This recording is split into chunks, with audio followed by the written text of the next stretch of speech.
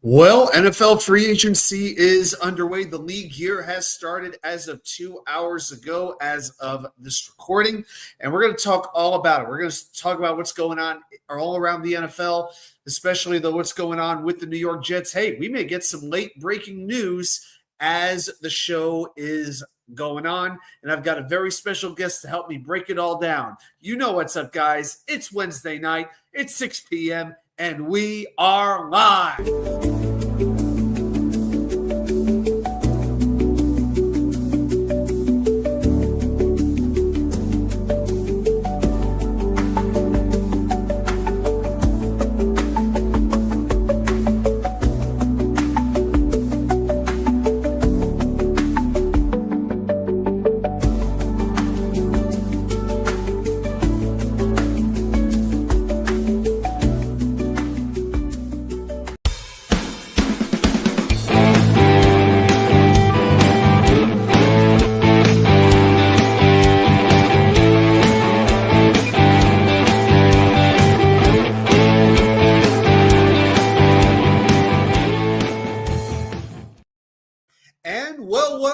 Welcome everybody back to New York Sports WickerMedia.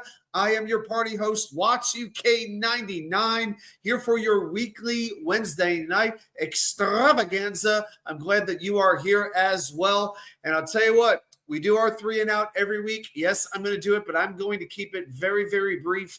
One, because New York sports does not have a whole lot of positive stuff going on right now. And two, we got a whole lot of stuff to get into with the New York Jets and the NFL. I'm going to give you some of my thoughts and some of the signings that I've seen. If you've got questions, if you've got thoughts, if you want to contribute, well, we got a comment section. But then again, every live stream does. But hey, it's a whole lot more fun when you guys participate right along with me. So let's have at it. All right, first of all, let's talk about what's on my mind. And of course, we will have our special guest. I gave kind of an open window. You know who it is. It's going to be Jets Chaos. He should be here in the next 15, 20 minutes, something like that, just whenever he is ready. All right, let's get right into the 3 and out right now because I got a few things to say. First of all, the New York Mets. Francisco Alvarez out 2 months with a broken bone in his hand. It's very frustrating to lose him because he does call an excellent defensive game. You know, his bat, highly touted. There's definitely a lot of power. Still working his swing out to adjust it to major league pitching. But the bottom line is this. The Mets last year, when Alvarez played, 65 wins, 35 losses. When he didn't play, 24 and 38. Francisco Alvarez makes a huge difference. Right now, the hope is he'll be back by the end of April, kind of like Sean Manaea. But the pitching, I will say, is looking better. A.J. Minter, a pivotal cog in that bullpen return today against St. Louis, pitched a perfect inning. Paul Blackburn, who had been getting a whole lot of flack from Met fans, 4 perfect innings against the St. Louis starting lineup. So hopefully a sign of things to come with him.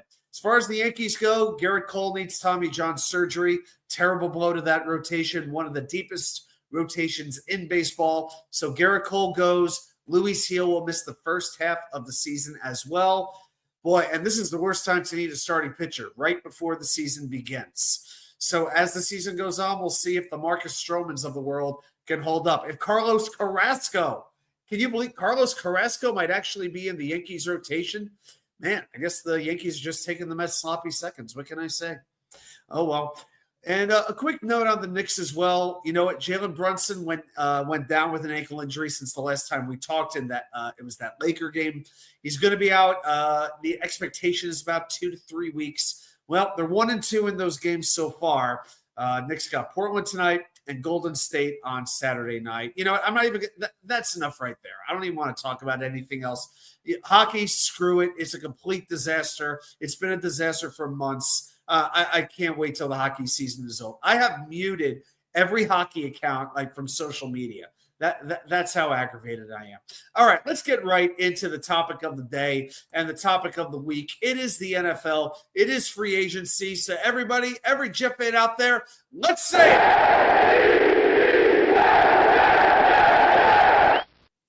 All right, so the New York Jets. Well, let's talk about what else is going on around the NFL. I want to mention a couple of the different things that have happened that stuck out to me.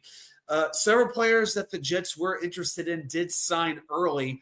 Marcus Davenport, pass rusher who played in Detroit. Derek Barnes, the linebacker who played in Detroit.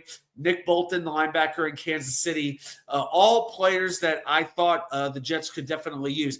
I will say a couple of things I'm going to mention, and this is going to be very much a stream of consciousness show. I mean, I usually have my notes, but this is just going to be pretty much all over the map, and every here and there, I'll be checking social media to see if there is any new news. But it is interesting to me that as we look at the free agency list, that the Jets have not signed any Detroit Lions at this point. No Saints, no Lions, nothing like that. I really thought, kind of like when 3 different Baltimore Ravens followed, Rex over to the Jets. I figured we'd get at least 1 or 2 players, but so far, nothing. It's very, very strange. Some other players that I like, DJ Jones, signed right before Monday at noon. So that was a little bit of a blow. A couple of other notable moves that I saw. Braxton Berrios, he's on his way to Houston. B.J. Hill, the defensive tackle, resigned with Cincinnati right before free agency. The Patriots, got to give the Patriots a ton of credit. They had a lot of money to spend, and they're spending that money like they're in Congress, particularly at Massachusetts Congress. Robert Spillane, Harold Landry, definitely going to up that defense. Carlton Davis, a cornerback that I really thought the Jets had a good chance of getting, somebody I thought they would really want. I never expected the Jets to bring back DJ Reed. Never thought that was going to happen, but the Patriots blow him out of the water. 3 years, $60 million, 34.5 guaranteed. Milton Williams, the defensive tackle, we talked about him last week, gets $26 million a year as well. Just absolutely crazy the way the Patriots were spending. Hey, Danger Zone, how you doing? Yeah, cheers to you. Glad that you are here tonight, my man. Hope you're having a great week. Yeah, Dana, definitely a regular on his own channel and on many, many other Jet streams. One of the good dudes out there. And Buffalo, it's crazy how many moves Buffalo was able to make. For a team that was supposedly over the salary cap, apparently just releasing Von Miller and restructuring Josh Allen opened up $1 billion. Okay, because what are we looking at? Joey Bosa, for crying out loud, they get him.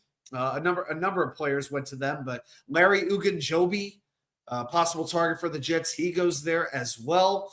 So, yeah, and some of the other targets that we talked about, Juwan Johnson, the tight end, he re-ups with New Orleans for 3 years, $30.75 million, 21 of that guaranteed. Good deal, good deal for New Orleans. To be honest, I thought $10 million was pretty reasonable. Tyler Conklin's still out there. I am a little surprised that nobody has signed Conk as of yet. I still am not a big fan of bringing this guy back. I would like a tight end who is not mediocre at everything. I would like him to be very good at something, whether it's receiving, blocking, something. I'm not content to have mediocrity in the starting position. But it looks like that's what we're going to look at in a couple of positions. Poona Ford, I wanted him. Dom C wanted him. He gets 3 years, $29 million. I left the Chargers. But Poona Ford, who I've been screaming about forever, not going to work out. I think he went to the Rams. That's right. He went from the Chargers to the Rams. Good move by them, I believe. The Giants get Paulson Adebo, a cornerback, but they paid him $18 million. The Giants did some crazy spending in their secondary between Adebo, Javon Holland, $15 million, which I thought was a very reasonable contract. You look at a Trevon Moehrig, 3 years, $51 million to leave the Raiders. And where did Moehrig go? Yeah, that's right. Moehrig went for – did he stay with – yeah, he went to the Panthers. That's right. Yeah, so the thought was Milton Williams was going to go to the Carolina Panthers. When that didn't happen, they pivoted and they signed Moehrig. But Moehrig got $17 million a year, Holland $15 million. So that was a little bit surprising. The Jets continuing to tweet things out about Jamian Sherwood, acting like we were signed Lawrence Taylor or something like that. I mean, come on. I love Jamian Sherwood, but let's not get crazy here, guys. Please, come on. All right, DeMarcus Lawrence goes to the Seahawks today. 3 years, $42 million, 18 of that guaranteed. Yeah, I think we have somebody dropping in pretty soon. A.J. Dillon goes to the Eagles. He signs a contract today as well. And we're going to talk about the players that the Jets lost and the players that the Jets gained. And we're going to do that right now as California thinks that he's going to mock me. Just for that, he's not getting a big-time intro like I would usually do. No. Ladies and gentlemen, you know my guest. When he isn't spending 5 hours at a time with Matt O'Leary, he gives me his remaining 20 minutes of his week because that's about all he has time for anymore. Ladies and gentlemen, California's favorite New York Jets fan, the one, and thankfully the only, Jeremy Cravat. What's causing all this chaos? Hi, Jeremy. What is going on, man? Stay off of Twitter. The Jet fan crybabies are all over the place, man. It's not even bearable. I was crying to myself yesterday just a little bit. I can't lie about it. You understand the patient approach. It's painful in the moment. But one of the things that I said, and I said this with Nick the other night, and we did invite Nick on as well. Unfortunately, his work schedule is just doesn't allow him to join us. But when you factor in the Aaron Rodgers $35 million cap hit next year, it was going to be a lot of one-year deals, prove-it deals that they can get out of. And when we look at what the Jets have done up until this point, I think that's what we're seeing. Young players, a lot of reclamation projects as well. So that's kind of what I've been noticing. Is this what you've been noticing too, Jeremy? And what do you think of the free agency strategy so far? Yeah, I mean, look, it's never popular, it's never fun, but it's just understanding where we are as an organization is what it is. Like, look at New England. New England had a ton of money, and you see them on their spending spree. But what's the difference? They have their quarterback. Their franchise quarterback is there. They're right now, New England is in the race of putting as much talent as they can together around this young quarterback before he costs them $50 million a year minimum, right? That's where they're at. We don't have a quarterback yet. We have a new coaching staff that just came in with no quarterback, right? We got a bridge quarterback in Fields, but that's about it. I mean, it's pretty. The writing is pretty obviously on the wall that we're going to be drafting a quarterback next year, unless 1 in 100 Fields magically is one of those outliers who explodes and proves to be our future quarterback. But what we're doing is filling roster spots. We're bridging the gap to that quarterback and to really start going to where New England is, right? Where we start to build. Probably not going to be that much of a big splash in free agency next year either until, Aaron Rodgers is completely off the board. And I think the money that we're saving this year is for signing bonuses for Sauce and Garrett Wilson. So we're not pushing crazy money in their contracts back to 27 and 28, where I think we're really going to start to see free agency become a big part of adding to what we've built in the next 2 years of drafts. It's an interesting way to do it. I feel like this kind of is a rebuild in a way, even though there is young talent on this team. There is a core at certain positions, but there definitely is a situation where they are not all in yet. Nor could any Jet fan realistically expect them to be. My thing is, it feels like there are still 5 or 6 legitimate starting positions that I got absolutely no idea who's going to take them. Last year, I felt maybe a safety, something like that.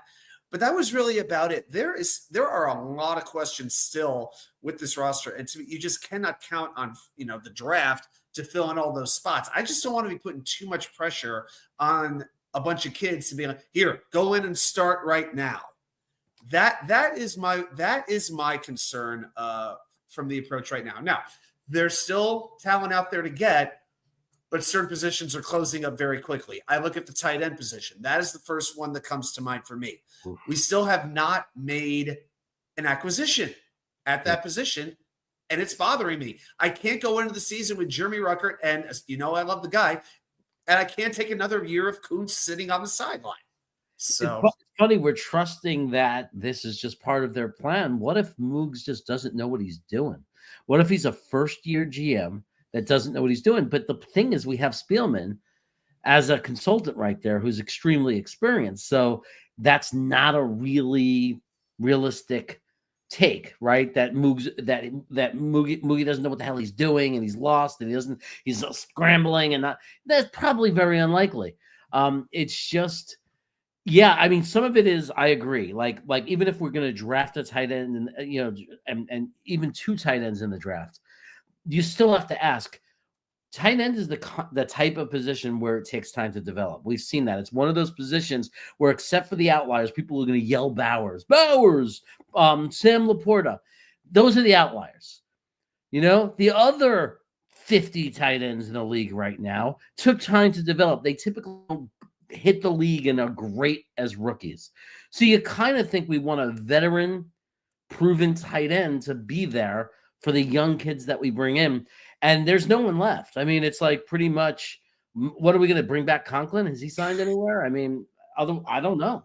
I said this earlier tonight. I don't want him back. I don't want to deal with the same player who is going to command $10 or $11 million to be just okay he's an okay receiver and he's a bad blocker. If you look at run blocking, he was 67th out of 73 tight ends. Ruckert was 72. Yeah. And with an offense that has now added a quarterback whose best asset is running, okay, he is a runner. Justin Fields and we're going to break down each acquisition. We're also going to talk about, in our very special way, we will say goodbye to a number of Jets as well. So I may be using a certain sound effect multiple times tonight. So get ready for that, everybody. But yeah, I am not interested in bringing him back for that. The rumor that I have been hearing, and Evan Ingram just went to Denver for 2 years. For anybody who's there goes Ingram. Yeah. 12. Not that he's been great the last 2 years, but at least he's productive at something. Yeah, and in an offense though that specializes in running, you need blockers, and that's more than just your offensive line. You need blockers at tight end. Tyler Warren is looking more attractive as a draft pick today by the hour. Yeah. And Dano's always screaming his name. There's a guy, late round guy that'll definitely be there. Jackson Haas. That's like a 6th round guy. I mean, they might snatch him in the 5th round and not take a chance of him being snatched by somebody else. But Jackson Haas is the kind of guy that, the casual Jets fan, 80%, are going to scream and curse and say, why would you draft him? He stinks, because they look at the box score. Because the box scores don't show that he's probably one of the better blocking tight ends, coming out in this draft. And he's the perfect complement to any of the top 5 tight ends we might draft in this draft. Are we going to use it, the first pick on Tyler Warren? Are we going to wait to the 2nd and 3rd round, get a Terrace Ferguson, a Mason Taylor? No matter which way you go, Fannin, whatever people want to scream. There's 2 guys, 2 good blocking tight ends. There's Conyers also.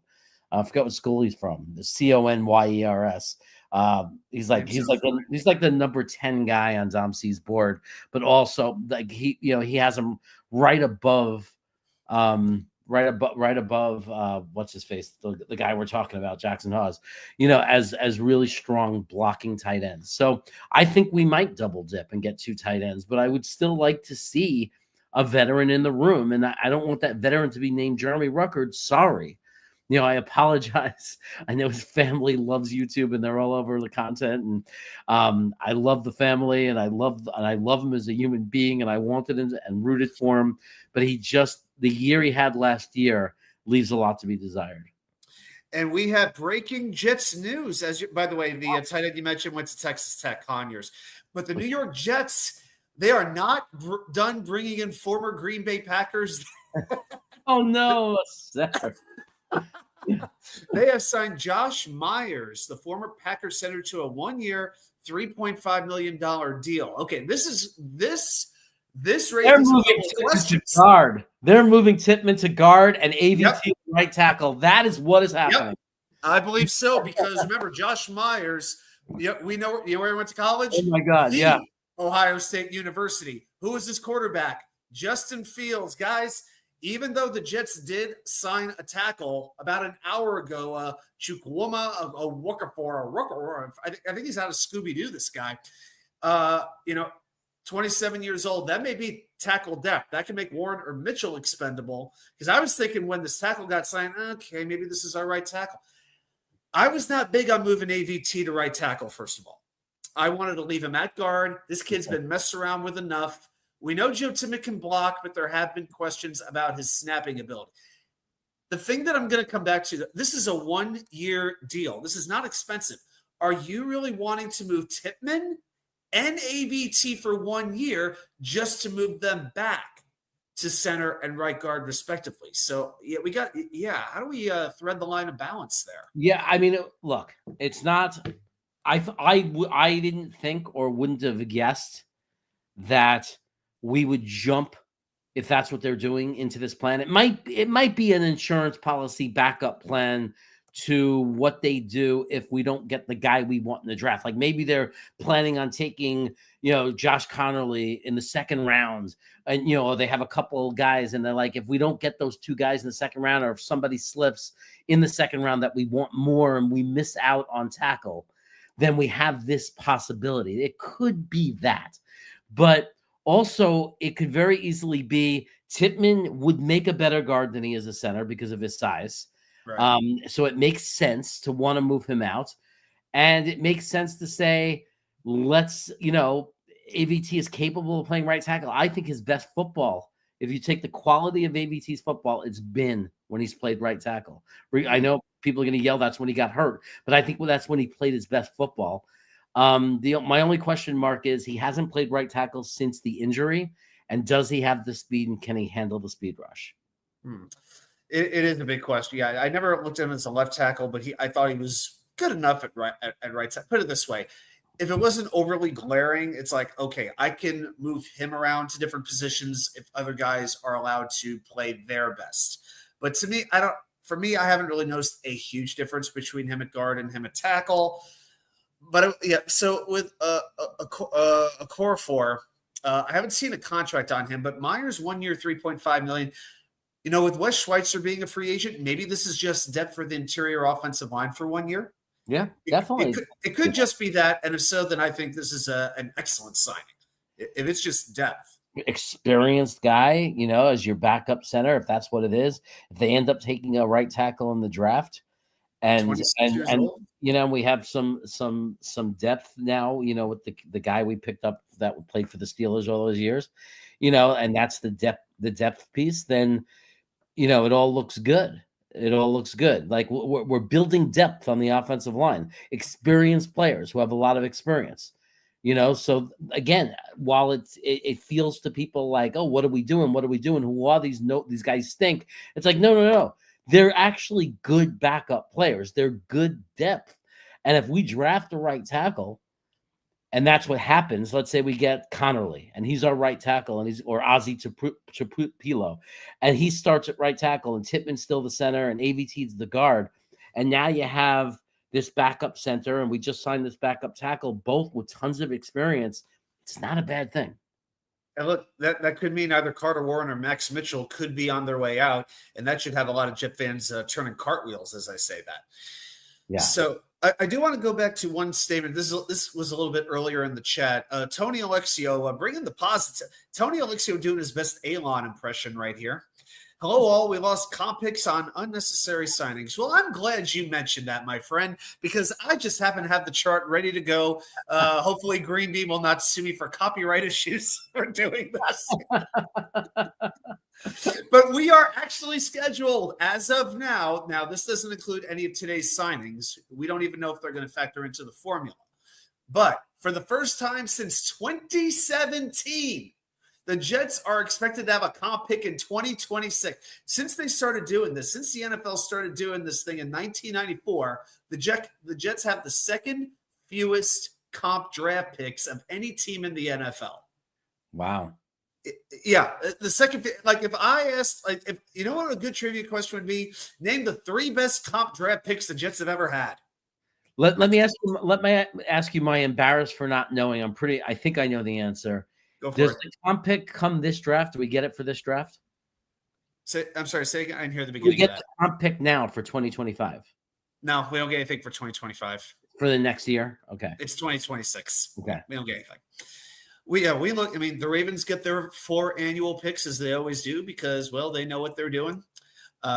But it's interesting how this works, and we're not going to break all the details, but suffice to say, DJ Reed cancels out Justin Fields, Javon Kinlaw cancels out Brandon Stevens, which makes sense because both teams' fan bases could not wait to get rid of these two. And by the way, I don't know if I'll ever negotiate contracts for working, but if I do, whoever negotiated the deal for Javon Kinlaw, that's who I want representing me from now on. That I would put that above any other accomplishment. Like, screw, I don't care about the agents that got the big contracts for the quarterbacks.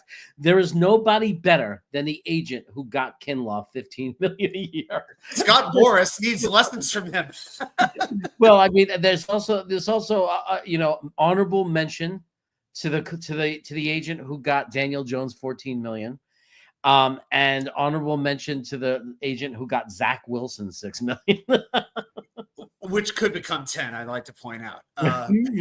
Based off incentives and playoffs, yes.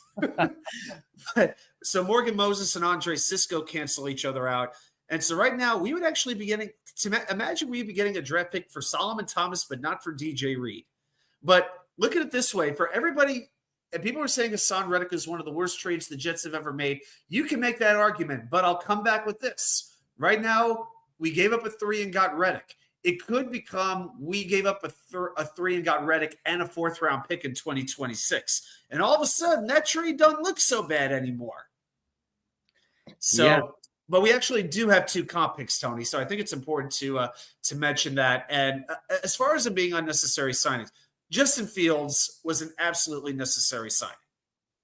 If you're down on Brandon Stevens, I understand that. I actually tweeted Trevor Lee. For anybody, you may have known him in NXT as pro wrestler Cameron Grimes. Okay. Yeah, he did. He had a feud in NXT with LA Knight. Yeah. But he is actually a big time Baltimore Ravens fan. So I tweeted him. I said, how long is it going to be until we learn to dislike him? And I get it back. Ha ha ha ha ha. He's your problem now. So yeah, I'm a little worried about Stevens. Go ahead. I'm just looking. I don't see Eccles up here. He was signed somewhere else. Yeah, these were not. I checked because I don't think the terms of the contract had been announced yet. Okay. So I'm doing a quick refresh on that page. They do this thing pretty well. Yeah, I think they might update this daily.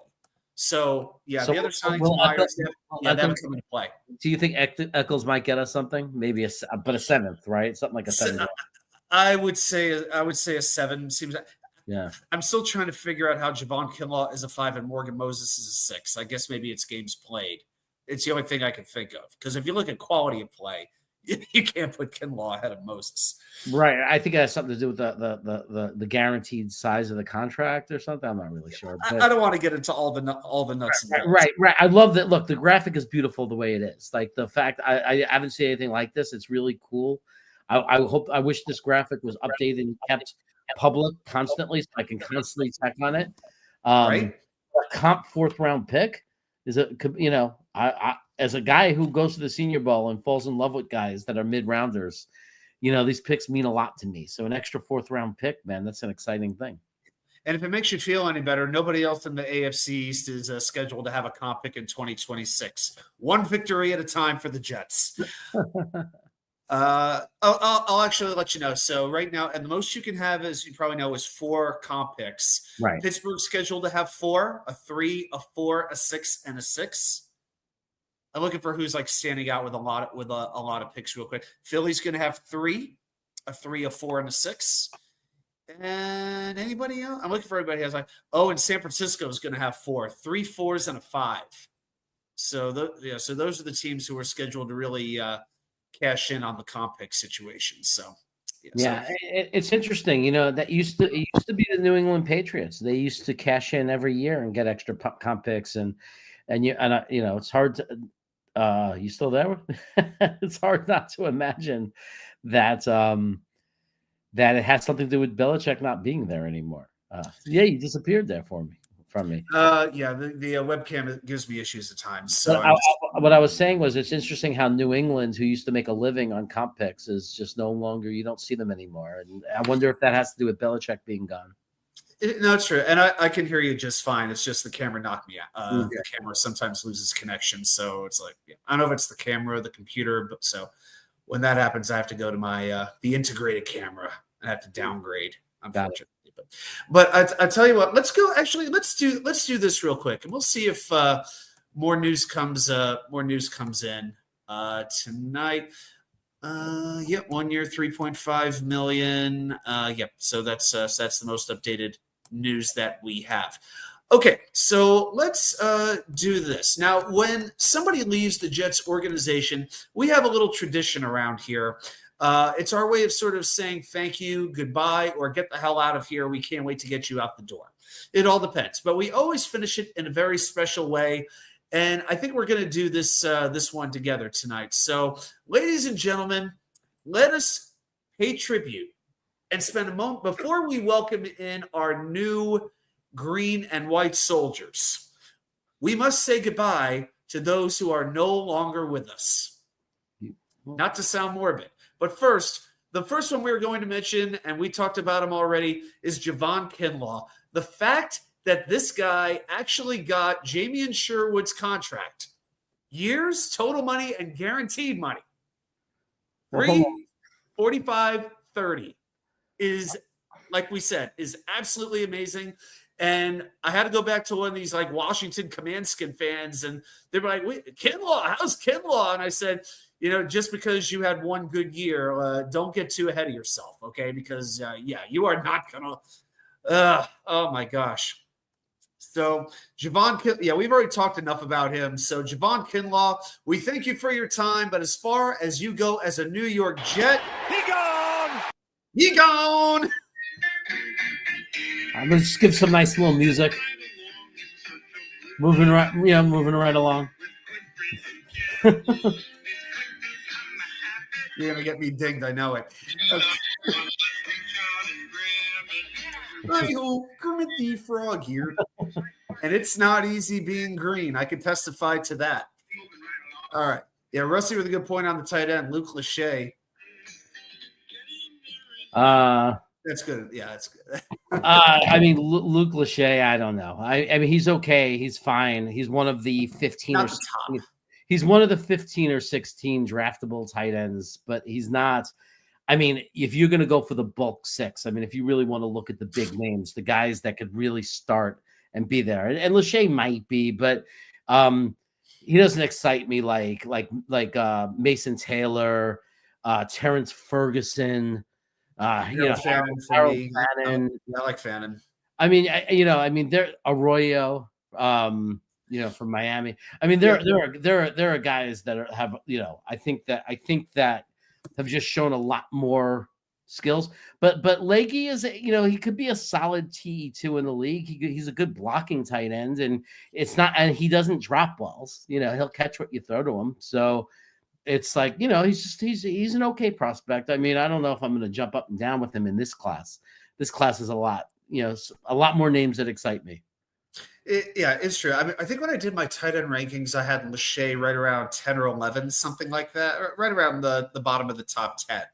I definitely think he could be a contributor, but I'm not putting him in that top tier. But but he could definitely be the second tight end we draft. Like if we dip twice, and you get a Tyler Warren or a Fannin or a Lovebridge, then the second guy could be this kid. Exactly. All right, let's go on to number 2, and it is Hassan Reddick. Well, he gets 1 year in Tampa Bay, so he is now the Buccaneers' problem, except later this season because, of course, the Jets and Buccaneers do square off. So, hey, hopefully this fourth-round pick will hold up. Hopefully we are able to keep it. But, boy, I hope there aren't any Jet fans there who brought Hassan Reddick jerseys. And if they did, they're probably being donated to somewhere between Somalia and Burkina Faso right now. I mean, to anybody who bought a Hassan Reddick jersey, didn't you wait until, first you'd think that you would have waited till we signed them. And when we didn't sign him, when the season started, you thought maybe, you think that you would have been out on it instead of I'm not getting an Hassan Reddick. But didn't Boomer Esiason wear number 7 for us? Yes, he did. Right. So it's great that I could pull that out of my. So I guess if you got a Reddick, if you could scratch off the letters of his last name and, just try to sell it off as you're wearing an old Esiason jersey. Maybe a Ben Graham jersey. I don't know. Ben Graham. That's right. Ben Graham, mate. Hassan Reddick, goodbye. Get out of here. You've done enough damage as far as you're concerned. He gone. He gone, and he can't be gone fast enough. Then we go to Morgan Moses. Now it's getting 3 sad. years. Yeah, I know. 3 years from New England, up to $28.5 million. I don't think we were going to give him a 3-year deal, but the thing is, only $11 million of that is guaranteed. I think it's going to be a deal that's structured in a way where New England can get out of it easily after 1 year if we need to. But I am pretty surprised, considering that when he got his clean bill of health in the day or so prior to free agency, he did it in Florham Park. The Jets staff cleared him. It's very, I don't know, maybe it's a situation the Jets are just so focused on the Jets just must be that focused on the youth movement. They're just not looking to bring any 30-somethings back. I don't know what else it could be. He also wasn't great against the run. Like, he wasn't a great run blocking tackle last year. And we were just talking about how we expect that, and we're thinking that this is going to be a very run first team. No, it's very true. And that was one of the things that I've asked different people about. I asked David Wyatt Upton about it. I said, do you think that just changing the coaches and possibly a tight end or two is going to be enough to change this offensive line from being a bad run blocking line to a good blocking offensive line? And the other thing that's pretty interesting, if you look at the free agent right tackles, I'm just talking right tackles, Moses was the highest paid one last year at $5 million. Now, there's still some right tackles out there, like a Trenton Brown, a George Fan, a David Questenberry. I don't think we're going to be in that market. I think we've done what we're going to do with the I almost want to say Chuma Adoga acquisition, but that's not exactly what went down with signing Chuck Wuma from Pittsburgh and most recently New England. So, yeah, it definitely hurts. Losing the leadership hurts, but I would not be surprised if the Jets were only willing to give him 1 year, whereas the Patriots are willing to offer 3. So that's definitely what happened. We may have offered him like 1 year, $5 million, and the Patriots came in and gave him a guaranteed, 3-year contract, guaranteed almost 16 of it guaranteed, like 2 years of it guaranteed, pretty much. It gives him 2 years in the league. But like as much as I liked him as a leader and everything, let's not fool ourselves. He wasn't that great. Like, he really wasn't. So,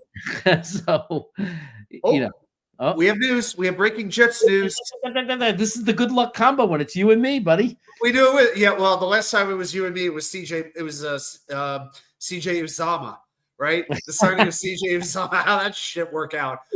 Oh God! But we have breaking Jets news, and it's about another CJ. The New York Jets have released CJ Mosley. Wow, I didn't think that was coming. Isn't that a big cap hit? Yeah, so if it's a post June 1st cut, if they release him now, I guarantee this has to be post June 1st. They have one left to use. If they do it now, they don't save a nickel on the cap. If it's post June 1st, they save $4 million. It's just the money is not available till later. Right, but then we're gonna get hurt. We're gonna get hurt later. Next year, we're gonna have to take some hit on it, right? So but probably nothing that bad. I don't think it's that bad, but we're going to have a lot of cap hit next year, a lot of dead cap. With Rodgers most notably. Rodgers, that's going to hurt the most. They don't want the old people. This is like this. This could be a lawsuit against the Jets. This is discrimination against senior citizens. They just don't like anybody of any age, do they? Clearly not. Oh my goodness. Yeah, I guess Darren Muji doesn't want to sign anybody older than him. Let's see if there's anything else here. Yeah, I want to see what I can find out. I'm going to pull up the cap numbers, but I do know it's a $4 million savings for the Jets by releasing them post June 1st. No, I'm not seeing if it's just a regular pre-June or post-June. So let's open. So I'm going to open that up real quick.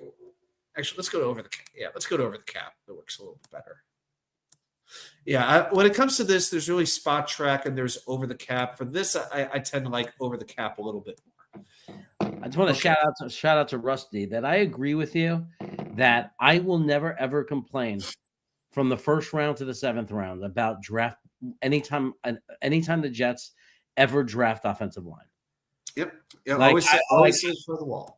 Yeah, and whoever you like, whoever they like. I'm always thumbs up on offensive line. Keep it coming. Keep them coming. So CJ's cap hit this year is $12.784 million.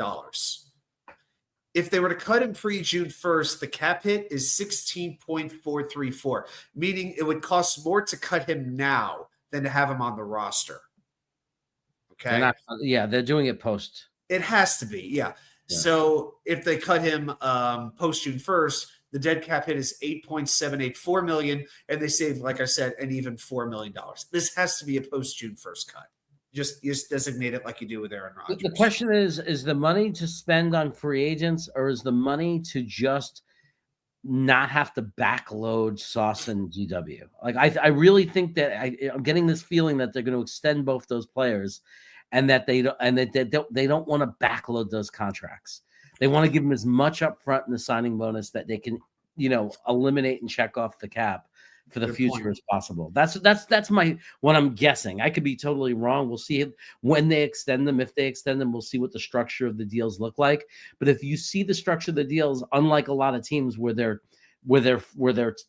heavy at the top, where we're giving them a big signing bonus and counting a lot of their deals early in this year, then we'll know why we didn't spend as much money. So we'll have it later. Okay, and Samini has confirmed it will be a post-June 1st designation. So the cap hit will be spread over 2 years. There you go. Right. There you go. So, let me see if we can – this is the part where it gets a little bit challenging. Yeah. So, all right. So it's a post-June 1st cut. This is where I wish I was a little bit better at math. You got over the cap? Yeah. Yeah, just go into the calculator and cut them. Cut post June 1st. So that 2026 was a void year. So the cap 12.784 million is what it's now. So the cap hit is 8.784 million. So I guess the 8.784 is what they would spread over 2 years then.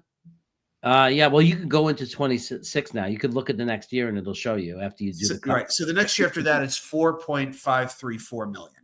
Oh, so 26 is 4 point something million? That's the cap hit in 26? Yeah. Oh, that's not bad. Yeah, right. 4.534, and there's a couple of void years for like $1.5 million. Oh, great. All right, good job. That's fine. That's fine. Yeah. Especially as the cap keeps increasing. So, yeah. Yeah. Save a little bit now. Right. Save a little bit now for right now, and then next year take a $4 million hit. Then that's fine. It was 4.5 million. Yeah, that's exactly what it would be. Any chance it would have been called a restructure? There's no chance at all he comes back on a small deal or anything like that. Has there been a player in history of football that's been restructured more times than CJ Mosley? It's like we have Bobby Bonilla Day with the Mets. It's CJ Mosley restructure day for the Jets. I wonder if he's going to retire. Honestly. He might. It depends on his neck. I guarantee he wants to play. I just, I don't. I'm trying to remember at the day after the season ended, it seemed like he wanted. I think Tyron Smith was leaning towards retirement, and C.J. Mosley wanted to play. I think if somebody wants to take a chance on him, they will. I'm just wondering who he would make sense for. Like a young team that needs like leadership, but he doesn't have to be like their star player. Doesn't, you almost want him in a bit of a smaller role, because you don't know what you're going to get from him just yet. Well, he's in a team that's probably already a playoff team that won the Washington, maybe, yeah. Like Wagner, just a place where he could be a role player. Maybe he only plays when they were in base defense, and is a leader. Who knows? He might even have enough juice left if he goes back to like the old system that he was used to be a star in, right? When he's not just sitting there as a middle linebacker covering people for Salah, but he actually is allowed to do some things and blitz a little bit and do some of the things he did in Baltimore that made him special to begin with. Yeah. I think one team that would make sense might even be Dallas. Now, Jack Sanborn's their middle linebacker, but a team I feel that could use a little bit of a leadership, a little bit of pride in that defense. I mean, to go along with some of the stars that they do have. I like Overshown a lot. We know what Micah Parsons is.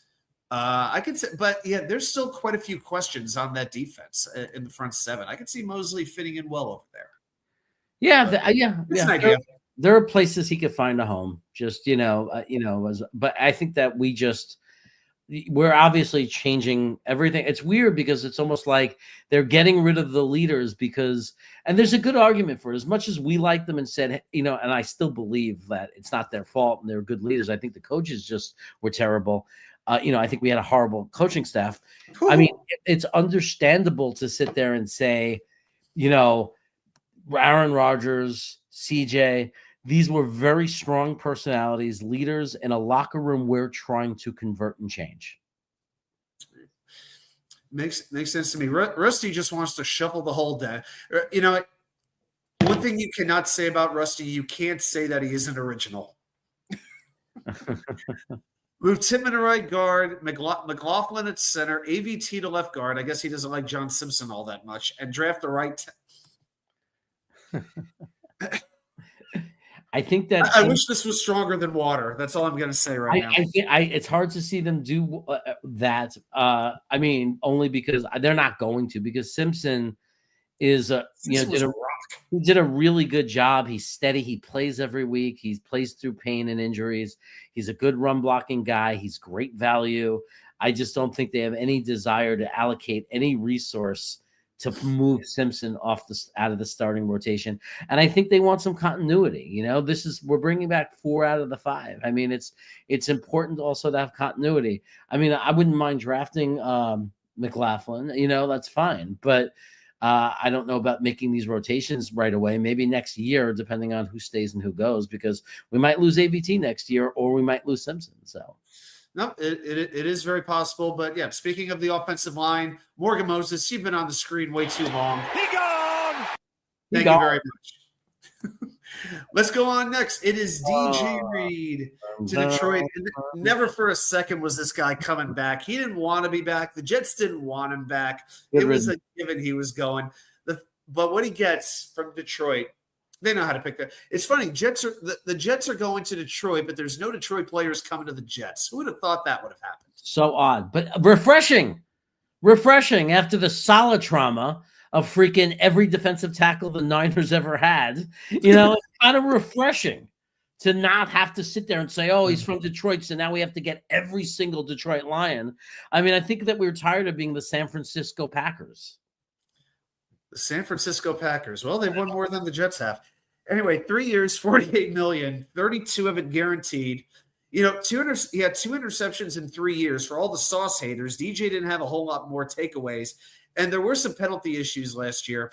But give him credit. He got targeted a lot, especially with Sauce on the other side of the field. And now he heads to a place where he's going to have a chance to win. Credit to DJ Reed also. He wrote a very, I thought, classy and respectful statement on social media thanking the Jets, his teammates, the area. He spent 3 years here, but, it felt like he really grew up as a player here. Like he really came into his own. And I think we'll always look back at DJ Reed with fondness and one of the better free agent signings that they've had in recent memory. Yeah, but one of the rare times that we actually got value, more value than cost out of a player. We did. It's tough to do in free agency in general, but DJ Reed definitely did provide. So, DJ Reed, we thank you, but you were anxious to explore free agency. Your exploration is over, and now you settle up in the Motor City in Motown. So, he gone! See you later, DJ. We do this more respectfully than we do for other players. Just depends on how well you did. That's all. All right. Well, a moment ago, Jeremy, you were talking about how we tended to bring in a whole lot of Robert Saleh players, a lot of San Francisco 49ers. Well, your timing is spot on because our next player is Solomon Thomas. And I got to tell you, there was a little bit of an outcry on Jets social media about letting him go. He's such a good guy. He's so nice. He's our Walter Payton Man of the Year winner. Oh, he's the nicest guy. Apparently, these people actually are more about the club aspect and the functions as opposed to actually winning games. Because if he's your 4th defensive tackle, something like that, that's fine. But he was getting played over the young guns, over the Leonard Taylors of the world. And eventually it was just like, he is what he is. His floors, he's never going to live up to what his initial draft billing was. And now he goes to Dallas on a 2-year deal. So Solomon Thomas does not join Robert Saleh, shockingly enough. Yeah, that is surprising that he didn't. I thought that's where he might go, but the Niners may have said no way. Yes, I was like, I think I'm good. Yeah, maybe give me Al Woods or Lucky Fotu. Maybe bring one of the two of them over. I can work. He's also back to a head coach to say, "Well, no, we're not little children. We're not going to take all of our buddies with us." Did that work for you in New York, Robert? No, it didn't. It's like I like what Aaron Glenn is doing. Yeah, just look around. Look around the league. Look at the talent. Look at the athletes, and try to pick and find some athletes that you believe you could develop or whatever it is, but make it your team. You know, it's interesting that he goes from Robert Saleh to Brian Schottenheimer as his head coach. Yeah. Now, Saleh to Ulbrich to Schottenheimer, but you know what I mean. All right. Well, there's a million Solomon Thomases out there. So for the charity work, for being a good guy, a good family man, we respect you for that. But as far as your play on the field goes, Solomon Thomas. He gone. He gone. That's right. He gone. Oh, gosh. Danger. Can Sarah snap the ball, though? Can Sarah snap the ball, though? Sarah snapped the ball. Dane, you lost me, brother. I have ideas, but I can't say any of them on air. Okay, now that we don't have Mosley, Matthew Smith will not get off the idea of trading up for Cam Ward. Dude, he does it on my stream too. He does it everywhere he goes. The obsession with Cam Ward. It's I'd almost rather trade up for the former Hurricanes goalie Cam Ward. At least he won the Stanley Cup at one time. Do you know what might be the worst thing that'll ever happen in my life? It would be up in the top 10 of worst things to happen in my life. That Cam Ward becomes like a top 3 NFL quarterback. Because we will have to have Matthew Smith remind us every single day that he told us. Oh boy, that he'd be like the new J. Cole when it comes to that sort of thing. Oh my gosh, that would be that would be rather excruciating. But hey, Matthew, if you love him, that's great. But again, how much do you have to trade to go up to get him? To go from 7 to likely to 1? I mean, how much are you really willing? How much are you really willing to sacrifice? If we were doing this for like an Andrew Luck type prospect, that would be different. But this is for a quarterback who most people say would have been maybe the 3rd or 4th ranked quarterback in last year's draft. So, not that these experts know everything, but it's. Oh, Matthew Smith took that one just a little bit personally. Okay. Whoa, no, J. Cole. Okay. Get ready to have the worst thing ever happen to you. Well, because, at least he's talking about football. He's saying, trade up for Cam Ward, trade up for Cam Ward. He's not saying, let me eat my minestrone soup, let me bake you ravioli, like. Can I make you meatballs? He would trade everything, includes any player. Okay, so let's trade. Yeah. Okay. Garrett, Olu, Sauce. Okay. And maybe about 4 first-rounders and Katz's Deli. We'll send that out to Nashville if we need to. Yeah, he reminds me of a fan. Like I could see him in a like just hanging out at a table in a bar with 2 other guys that love Cam Ward. And it's kind of like that Saturday Night Live skit with the Ditka people. Like Cam Ward is his Ditka. Cam Ward versus the greatest Hall of Fame players to ever play in their prime. Who's going to win? Cam Ward. Cam Ward. Yes. Ward. Ward. Yeah. Word. Hey, Q, like Jet fan, how you doing, man? Based on what we've seen so far, fair to say the Jets will be double dipping in interior defensive line and tight end in draft. Do you see the Jets taking a flyer on Marcus Williams, the Ravens safety who I think was let go? I don't see them doing that. I mean, right now you have at safety, you have Adams, you have Cisco, and I got to tell you, I really like the Cisco signing. That was a move I was big on. He was my sleeper safety in free agency. He could be more of that ball hawk that this secondary really, really needs. And again, he's just about to turn, I think he's just about to turn 25 years old this month. I think at this point, I would go with a little bit of depth. I want to bring back Jalen Mills, man. I don't think it's going to happen, but I want Jalen Mills back here. I really like the Green Goblin. Well, I think he's a definitely at the very least he's a very solid backup box safety, right? I mean, there's no Oh my question. God. Yeah. You could trust him completely in the box. Like Yep. he earned those stripes, you know.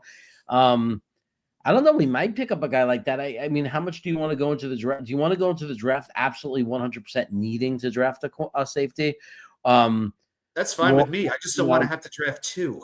right. I see us double dipping. The reason I see us double dipping and you know, Kuka knows this. I mean, he watches Dom C, you know, and I'm sure, and he knows that I agree also. I think that look, these are two of the positions that are just incredibly deep in this draft. There's just defensive tackles galore. You can get a day one starter easily in the third round without question, who could potentially be a much better than average starter. There are guys, and the tight ends. There's like 6 or 7 tight ends that could all easily end up being the best tight end of the draft.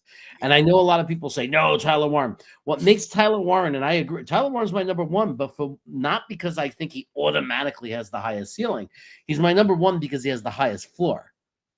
You know, like I'm very confident that Tyler Warren is not going to be a bad football player. He's going to make his team better, whereas there's some more risk in the other guys. But there's a list of these tight ends that potentially could be the tight end one of the draft. You know, like a Terrence Ferguson. I can't say enough about him. Great, you know, really solid inline blocker, solid in space blocking, really good athletic skill for receiving. You know, he might end up being really, really special. And there are, you know, and he's not the only one. You know, like Mason Taylor misses assignments and blocking on film. I didn't love that, but man, he could be really dangerous as a receiver. Like, you know, so there's a lot going on with tight end. I wouldn't mind see us double dipping, especially when you got a guy like Jackson Hawes that's still projected to go 5th, 6th rounds. Or even like with Lachey, what Rusty's saying. I mean, Lachey's a guy that might be there in the 5th or 6th rounds. So, I mean, that's great value because these guys are probably going to make it in the NFL and be players in the NFL and have roles. Yeah, agreed. Tony Alexio, channel member, by the way. Memberships are available. Super chats, super thanks. All that stuff is open. If you like what you're hearing and you want to say thank you, you can always do that if you like. We're glad you're enjoying the show tonight, man.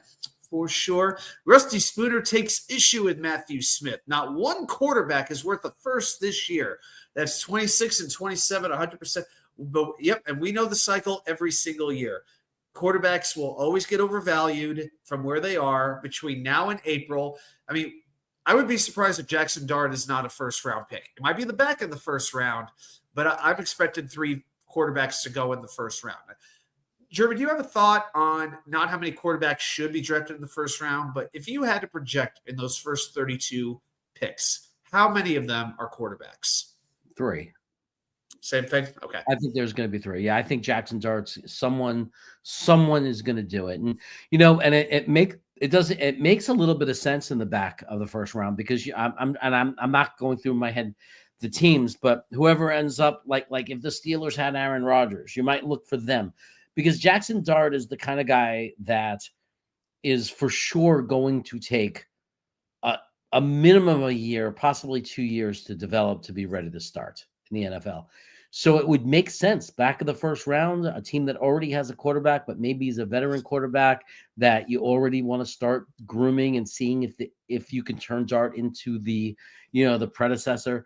That's to me the most likely scenario. And somebody's going to like Sanders. We don't know who it is. It could be us.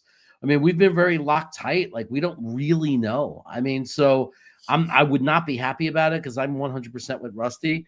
The quarterbacks for us, it's 26. And I agree with him in 27 too. I think 27 is going to be a very good year. 26 and 27 are going to be far superior years at quarterback than this year. The idea is dancing with the girl you brought. You take what you have and you put it this way. You're not going to Burger King trying to order a burrito. Okay. If you're at Burger King, get the best burger you can get the best fries that kind of thing.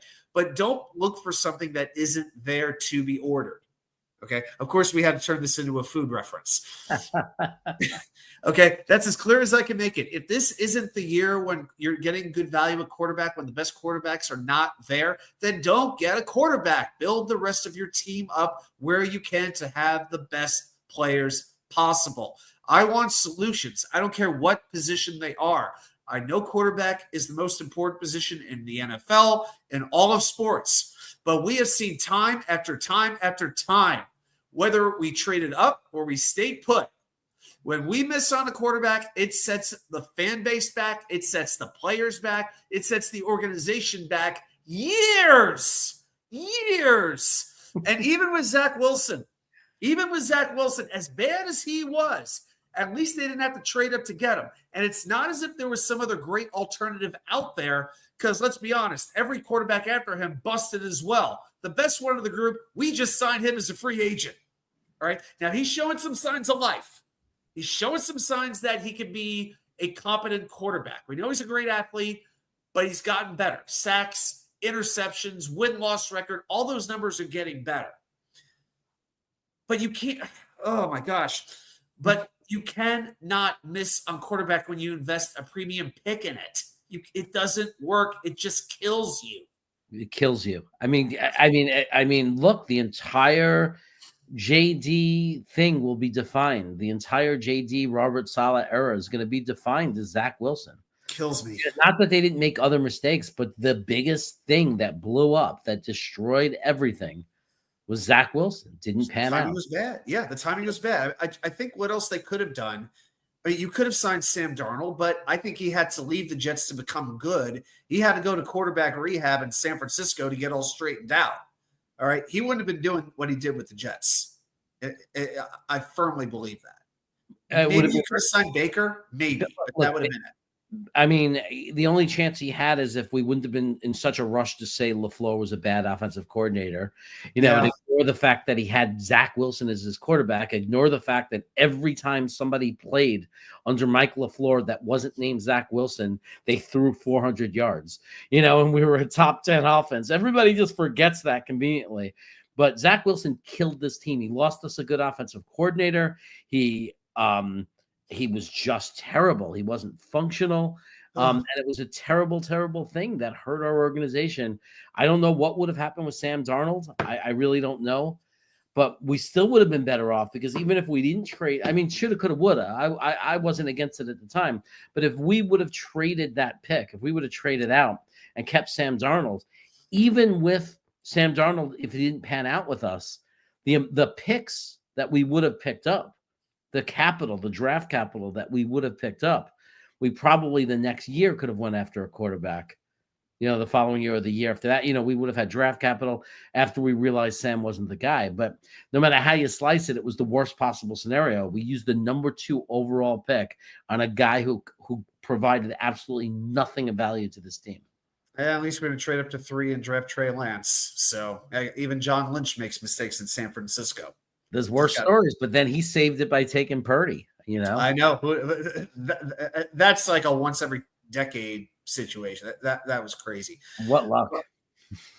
Yeah, it was. A couple quick things here on the chat. Dame wants to keep Jalen Mills as well. Yeah, he's a very good follow on social media. He was expressing a little bit of frustration earlier today, though. Just waiting for his turn. Like, I didn't say anything, but it's like, dude, the league here just opened. Wait your turn, dude. Come on. But Rusty wants to trade back in the first year. He says it's a must. Rusty, I think that's your opinion most years. Rusty is like the king of trading back, and Matthew is the king of trading up for Cam Ward. Oh, my. So, yeah. And Matthew, he does not support the Tyler Warren idea. He said it'd be a god-awful pick. Well, in most years it would.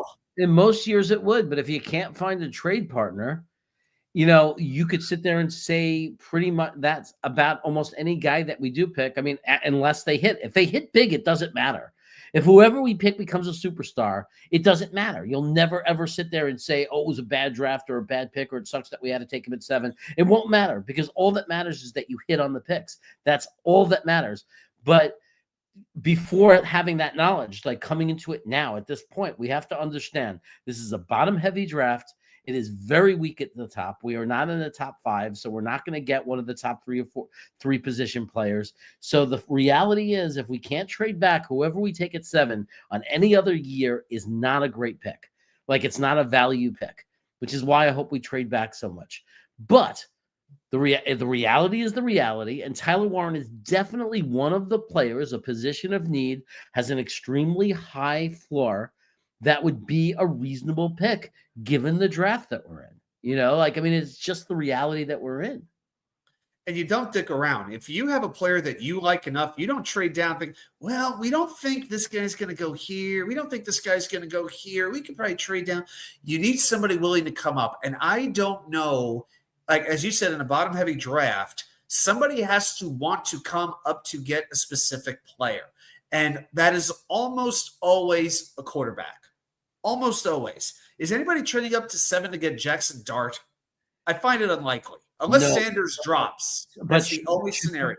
Shedeur Sanders definitely could drop. Definitely. Yeah. There's a lot of buzz going around. And it doesn't shock me at all. I've watched the film. I am not a fan. Shedeur Sanders would be quarterback 6 or 7 last year for me.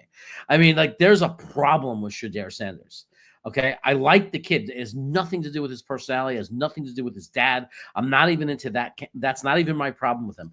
My problem with him is he holds on to the ball longer than any quarterback in the pocket in college football, or top 3. That's my problem with him. And gets sacked as much as any player in college football, and didn't have a bad offensive line, and wasn't playing against elite competition. He just doesn't process fast enough. And, in my opinion, from what I'm watching on film. So I am not a Shedeur Sanders fan, and I would not be surprised at all if the professional personnel departments and scouts clearly see that and say, do we really want to risk? You can't manufacture a quarterback. And that's what he looks like to me. He looks like a guy, bless his heart, the hardest working quarterback I've ever seen. Like, you watch him throw, his technique and everything, he probably practices and works harder at this than any college player in football, which is why he has such good mechanics and why he throws such a good football. But at the end of the day, you can't teach instinct. You can't teach picking up the speed of the game. And when this kid played against good defenses, like the best defense he played against, I think, was Nebraska, right, which was a top 50 defense. It wasn't even that elite, but it was one of the better defenses, and he was a disaster, a complete disaster. He couldn't do it. If you want to watch the highlights of the Nebraska-Colorado game, it's ugly. So it's very concerning to me, but someone might trade up for him. The other hope I have is that you have Jerry Jones, who loves a big name, and if Gentry's still on the board, he loves his running backs. He's had a few, over his 20, 30 years in Dallas, Emmitt Smith, and, he's had his big name running backs. Is he willing to come up with us and trade with us? The other thing is Seattle Seahawks seem pretty desperate. They got Sam Darnold. They need a great receiver. Are they going to sit and wait for who's there? Or is there a chance, we could sell 75 cents to the dollar, given that it's such a bad top, bad draft on top. We could sell a little cheaper than normal and drop back and swap with Seattle, who wants to come up and get Ted McMillan. Wouldn't be the first time we traded with Seattle, but it's going to be a very interesting test for our rookie general manager. Let's say a couple quick hellos. Some people dropping by. The great David D, one of our great regulars, man. I'm glad that you're here tonight. Hope you're having a good Wednesday. And Hank G is here. Another one of our great regulars as well. Made a show again. We're glad that you're here, man. Matthew Smith needs to point out he had Brock Purdy as quarterback number 1 in that draft. Who didn't? I'm not impressed. I don't remember that. I never saw Matt Smith say the name Brock Purdy in any of our shows. Not one show did he say, and if that was his number 1 quarterback, I think he would have been saying it. In all the conversations we had online about quarterbacks, where were you then? Well, we got a few other players, but we're still not done with he gone. So we got to keep this train rolling on down the track. We go to Ashton Davis signing with our division rival, the Miami Dolphins. Yeah, a 1-year deal. He had 8 interceptions with the Jets, 15 passes defended in 5 years, but he is going to be 29 years old this coming year. He was a good special teams player, and I felt he was sort of vilified by a good portion of the fan base early on because the perception was he was coming in to replace Jamal Adams. Well, he wasn't that kind of a player, and I think he was given a little bit too much too early, too much responsibility. He had to learn how to tackle, how to take an angle, things like that. But he did make some pretty solid plays for this team, and by the end, he became a useful contributor. But you know what? He is moving on to Miami. So, yeah, Jeremy, what are your thoughts on Ashton Davis? I think That's about it. Yeah. I think I liked him as a backup guy. There were times where I wanted to see him play more and get a chance because there was a little bit of a run there where it felt like anytime Ashton Davis came into the game, he just found the way to get a turnover. Like he was just, it seemed that the ball just found him. And then last year happened. And he took such a giant step back. Like a year ago, I loved Ashton Davis and said, I hope he stays. I hope he stays. I hope he stayed. And now I'm sitting there thinking it means nothing. You know, he's just another guy on our terrible last horrendous 3 years, right? He just fits into the schema of a Jet that was part of just a losing team that just get him out of the locker room, bring in new blood. Because at the end of the day, all these things we thought weren't real because like it just wasn't translating to wins, you know, and it sucks that he's going to Miami because I can imagine that they're going to win a big game or we're going to lose to these idiots because, you know, because he makes them play. Like, you know, it's just that's the kind of luck we have. But you know what? The reality is, look at all the guys that we've lost that went to Miami over the years. You know, the only one that ever, I mean, lately it's been horrible for them. No former Jet has went there and done anything. The last one I remember that pops into my head is, of course, Chad Pennington, but that's about it. Yeah, I can't think of too many other ones. I mean, Berrios went over there and did pretty much nothing. That's the first one that comes to my mind. Yeah. Yeah. So, hey, let's say hello to JC. Was hoping we'd sign a tight end today. Dude, that market is barren. There's just so few good. The draft is where you want to get your tight ends at this point. I still would like the trade for Michael Mayer to happen because I want a legitimate blocking tight end. But honestly, who's left out there on the market outside of Conklin, who I don't want back, that genuinely would get you feeling good? Who's out? I mean, who's the guy? It's almost like you're just plugging somebody in for a year. Gerald Everett, anybody? Is that going to get anybody going? I don't know. They may be sitting in that room, in that war room, and they may be looking at that draft and the list of tight ends and saying, we're just going to load up with young tight ends. That's what it might be. We're not going to spend money on the position because first round, second round, third round, fourth round, right? Even tight end 2, like we talked about, 5th or 6th rounds. Right? They might be seeing the same thing we're seeing, and they might say, that's where we're going to save money. We're just going to bring in a couple of kids. Yeah. You know what? I think you know what? I want to look this up. I want to see who's like still out there in free agency. If I can, I think spots. By the way, Adam, I got to tell you, Adam. Yeah. Dano from Danger Zone has the most beautiful groom's beard I have ever seen in my life. It's this conversation just took a turn. It's silky and smooth and has body. There's no wild hairs anywhere. I don't know what he does. He must put some magic oil in his beard, and comb it with a beautiful brush. But I'm telling you, he has the best beard. And as a guy, this portion of New York Sports WickerMedia is brought to you by Manscaped. And Harry's Razors. Holy crap, where did we just go? I'm just saying, as a guy trying to grow in a beard, look, I have little wild hairs everywhere. It's like, how the hell is a beard to look like that? Yeah, I mean, I got a few random wiry ones that go like all kinds of different directions. This is, I respect that pain. I definitely do. It's so annoying. It is. I have to comb my goatee in the morning. Isn't it tempting to take the long ones that kind of grow a different direction, take a scissor and just snip it off? Tempting. I do that. You don't. I do the ones that are up high, but I really want to get the length, so I'm trying to leave the bottom alone. Okay. Oh, so I'll give you a couple of tight ends who are available and tell me if you have just any interest. So Tyler Conklin is pretty much at the top of the list. After that, Gerald Everett, Mo Alley Cox. I don't hate it, but he is 31 years old. Harrison Bryant, Pharaoh Brown, Mercedes Lewis, who's 41 years old at this point. Wow. I know he's still out there. CJ Uzama.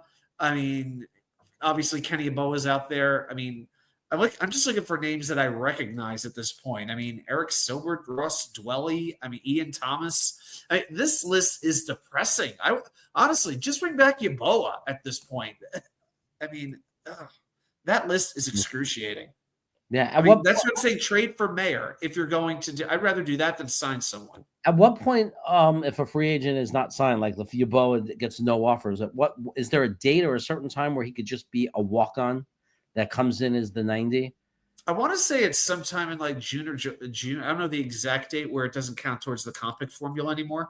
That's what I think we would tell him. It's like, hey, if you can't find anything, maybe we'll let you come into camp in June. Let's see. Yeah, let me see the football operations. Let's see. Deadlines. I know this is riveting right here. Rookie readiness, franchise, all this kind of stuff. Yeah. Anyway, this would take too much reading. I don't want to do it live on the air. There's a chance if we don't sign him and he doesn't get signed that you'll see Kenny Yeboah in camp. Kiyuka Link, tune into Chaos After 11 for the NSFW content. Oh gosh, hey, enough super chats. I'll comb my goatee on. We'll comb our goatees live on air. I don't know. It's a lot easier on the stomach than eating 18 hot dogs. I can tell you that. You know what, Dano? We should get together and Adam, you got enough beard to be in it too and be part of it. Maybe we create like a beard channel. Just say, the bearded men or something. We just have a talk show, just guys with beards talking about. Green Bean would be like the Godfather, and Frankie would be our rehab project. He'd be a guest, Green Bean would be a guest, and anybody with a beard could be a guest, But Frankie from Flatbush would be like, what used to be. Oh gosh. Anyway, all right. Let's do it. And Dom would be like I haven't made up my mind yet one. That's right. He changes it like nonstop. He changes it like CM Punk does. I think I'm onto something. Unless and I never searched for it. But what if there is no beard content? What if we're the first ones to have a channel that focuses on the content, on that kind of content? Beards. Yeah, we have to pull up like those like twirly mustaches. I think that's what we really need. Yeah, we're gonna get canceled, man. We're discriminating against smooth chin people. That's right. Yeah. Well, you know what? I think Cam Ward. Does Cam Ward have a beard? I don't know. He's got something, right? I don't. He must have something. A lot of the players, he does. Yeah, because if Cam Ward had a good enough beard, would that be enough for Matthew to not want to trade up for him anymore? Every picture I see, he's clean shaven, maybe a hint of stubble, but yeah, he's not at beard level yet. So yeah. So no wonder Matthew likes him. Now it makes sense. All right, Ashton Davis. I don't know how do we start with Ashton Davis and get some beards. Oh, that's right. You took it that direction. Good job. Ashton Davis, we thank you for what seemed like an endless amount of time as a New York Jet. But as far as your Jets career goes, he gone. And we got one more. That's the last of his class, by the way. I know. Oh, yes. As every beat writer just took so much joy in pointing out. That is maybe my least favorite kind of tweet, of post, nonstop. Number one, it's been years. And here's the thing. Another reason why those guys would stay around is if you couldn't get replacements who were better than them. Right. Okay. So Sorry, but I'm just tired of that. Of those Yeah, posts. yeah. I really am. Especially when we've had such good, we've had good drafts since, and we have a lot of players now that we've drafted that are good players. Yeah. So it's Like not, it's not, Samini. Yeah. Samini with his latest tweet. Players gone from last year's team now include boom, boom, boom, boom, boom, boom, boom. By the way, he listed Rodgers, Mosley, Adams, Reddick, Kinlaw, Moses Reed. He left out Ashton Davis and Solomon Thomas. So it's a rather incomplete list, Rich. Well done. Maybe he ran out of characters. I don't know, but who knows? oh, God. One more, Brandon Eccles, somebody else he left off of his list. So I think what we've really learned here between Ashton Davis and now Brandon Eccles that Darren Bougie doesn't like players who get interceptions on defense. Because Eccles, 5 interceptions in 4 years, 16 passes defended, takes a 1-year contract with the Pittsburgh Steelers. This was a player I thought, if I had a bet on one free agent coming back, I thought it would have been him, maybe outside Sherwood, I thought would have a market. I thought Eccles would be under the radar enough where he would come back. But now I guess it's up to the likes of Quantez Stiggers and also Isaiah Oliver, who the Jets signed today as well. For anybody who may not have seen that, the Jets did keep Isaiah Oliver. But now I think it's really up to Stiggers to step up into a bigger role next season. Yeah, I'm disappointed. I thought that was going to be an easy one. I thought it would happen early. I thought it would just get announced. I thought it might even happen on Sunday, before the tampering period even started. I thought they would just announce that they are, have signed him or plan to. So, yeah, it's a little bit – I find it disappointing because I think that even though it's a different regime, as fans, it's not new for us. And we invested in this guy, right? He was a later round pick, and we watched him develop. He got a chance to play his first year and was not as bad as everyone thought he was going to be. He wasn't ready yet. Stephon Diggs proved that in that one game. But then since that game, I think in the times he's had to play spot cornerback and come into the game, I think overall he's done a good job for us.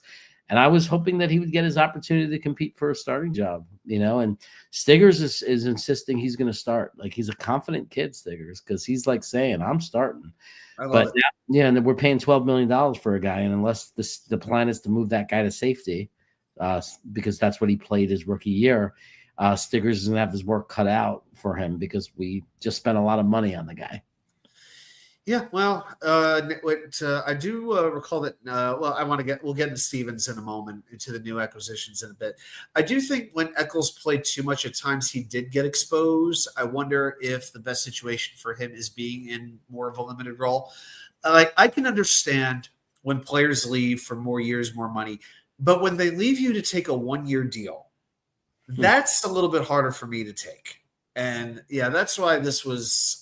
I didn't get really angry, but it was just really? I was more confused. I was bewildered. I don't think we picked up the phone and even talked to him. To which I say, fine, as long as you have a better idea in mind. And apparently that better idea was Brandon Stevens. Yeah. So they may have signed the wrong Brandon. I don't know, but we'll find out. All right. Well, Brandon Eccles, a fine late round pick, I believe a 6th round pick way back when. I'd say that was another pick that worked out pretty well. You see, the Jets do a little bit better with some of these late-round picks, and I think they get credit for at times. But unfortunately, it is on to new adventures for you in the Steel City. So, Brandon Eccles, we thank you. We acknowledge you, but we will see you later this year. Don't break our hearts. Be gone!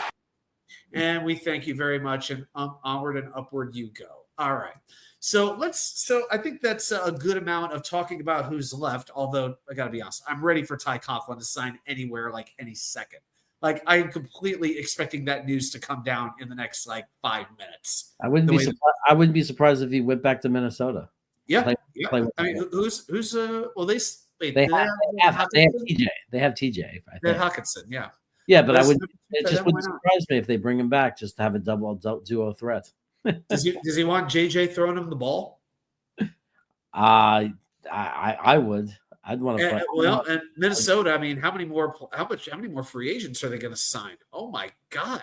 Well, if the rumors are true, and any chance Aaron Rodgers goes to Minnesota, and any chance that they let JJ McCarthy have one more year on the bench to develop, then I don't think that would be where Conklin wants to go because Aaron Rodgers does not like to throw the ball to tight ends. So. Unless it's like Richard Rodgers, somebody of that ilk. Well, yeah, I think that was the one exception. I got to say this. I just love how the Rodgers haters get all. Actually, I'm gonna minimize this for just a moment. There we go. I love how the Rodgers haters get all bent out of whack just because he's kind of like holding up the process, like doing what Daniel Jones did a few days ago, and because we know Rodgers likes the attention, he likes the glory. And he's just going to milk it for all it's worth. I got to be honest. The angrier that the anti-Rodgers crowd gets, the more I like it. Yeah. It's really funny how did we officially release him yet? I know that the announcement. I'm not sure if the Jets actually made the announcement on that, but it was definitely going to be done today with the post June 1st designation. Because I thought for a second maybe they're holding out and thinking that with 3 teams interested in him. That maybe that's. Yeah, I think they did. Yeah, I'm pretty sure that they did. I'm going to double check this, but I'm positive I saw a report that he was getting released. Okay. Yeah, but I'll check for you. Never mind. The Jets are putting like 50 consecutive tweets out about Jamie Sherwood. I mean, acting like we just signed Lawrence Taylor or something. That's their big signing, retaining Sherwood. I mean, we all love Sherwood. Don't get me wrong, but come on, stop. Is that going to be like when you buy your season tickets? Is it going to be Jamie Sherwood's face right there on the cover? I mean, be like, we kept Jamie and Sherwood. That's a hard selling point. Yeah. Matthew said we did release him per Schefter. Okay. JC, Jets might pay Conklin. The tight end market is thin. JC, it's anorexic at this point. Is what going through those names. It is horribly thin. It would be like at this point, I would say, okay, we'll give you a year or maybe a 2-year deal with an easy out after 1, but this is what it's going to be. Take it, shop around. If you can find a better deal, great. If not, we're here for it. And I'm talking like $6 million a year, $7 million a year at the most. Juwan Johnson got $10 million. I'm not paying him $10 million. He's got to take a discount. I'm sorry. I'm just not a comp guy. I'm not. It's just you got to move forward. Like we need to move forward. I mean, he would just be if they sign him a bridge tight end just to have somebody in the room. Like, okay, we need a veteran in the room. That's what I thought we were going to go after. I thought we were going to go after someone a little cheaper. That was just going to be a veteran in the room and somebody more blocking, more of a blocking type tight end. I don't know what the hell they're doing. Exactly. Yeah. That's why if there's one position to double up, I think I'm on your spectrum. It's tight end. I think that's what you do. Yeah, and the second is defensive tackle because there's going to be there's going to be guys in the 5th round there too that are draftable that would normally have been 3rd, 4th round guys, and they might slip all the way to the 5th because of the depth of the position. At least there's still a few credible defensive tackles out there on the market. Is Dalvin Tomlinson still out there? I know he was released. I don't think he's signed yet. I don't think so. So yeah, we could definitely sign one. I mean, we have LT3, which I consider a pass. He's a passing down defensive tackle. Yes, absolutely. So which means we can get one Studley type guy earlier if we want, and we could take a guy that's just a big fatty. That's for the early downs, like an early down depth kind of defensive tackle for run stopping, where LT3 is your passing situation DT. There you go. All right, let's talk for a second about some of the players that came that either re-signed or joined the Jets. Now, obviously, moves have been made since I put the slides together. So we do have a few updates, but as far as Jamie and Sherwood goes, first of all, I really like this picture because you get the snow in the background. Pretty fantastic, I think. But 3 years, $45 million. The cap charges for the 3 years are $5 million, $11.5 million, and $19 million. There's also 3 void years to lower the early cap costs, and it gets the $30 million guaranteed over the first 2 years. So, Jeremy, going into free agency, we kind of knew there'd be a market for Sherwood services, and it seemed like all these linebackers were getting signed in the tampering period. How confident were you the Jets would be able to retain Sherwood? I wasn't completely confident. I mean, obviously, I was worried about Ulbrich, at Atlanta coming for him. I was worried about Salah coming for him. I was worried that it was, that we don't have too much money and that he's not our guy. Like that, I didn't know how, our new regime was going to feel about him. So I thought there was a good chance that we were going to lose him, like to someone.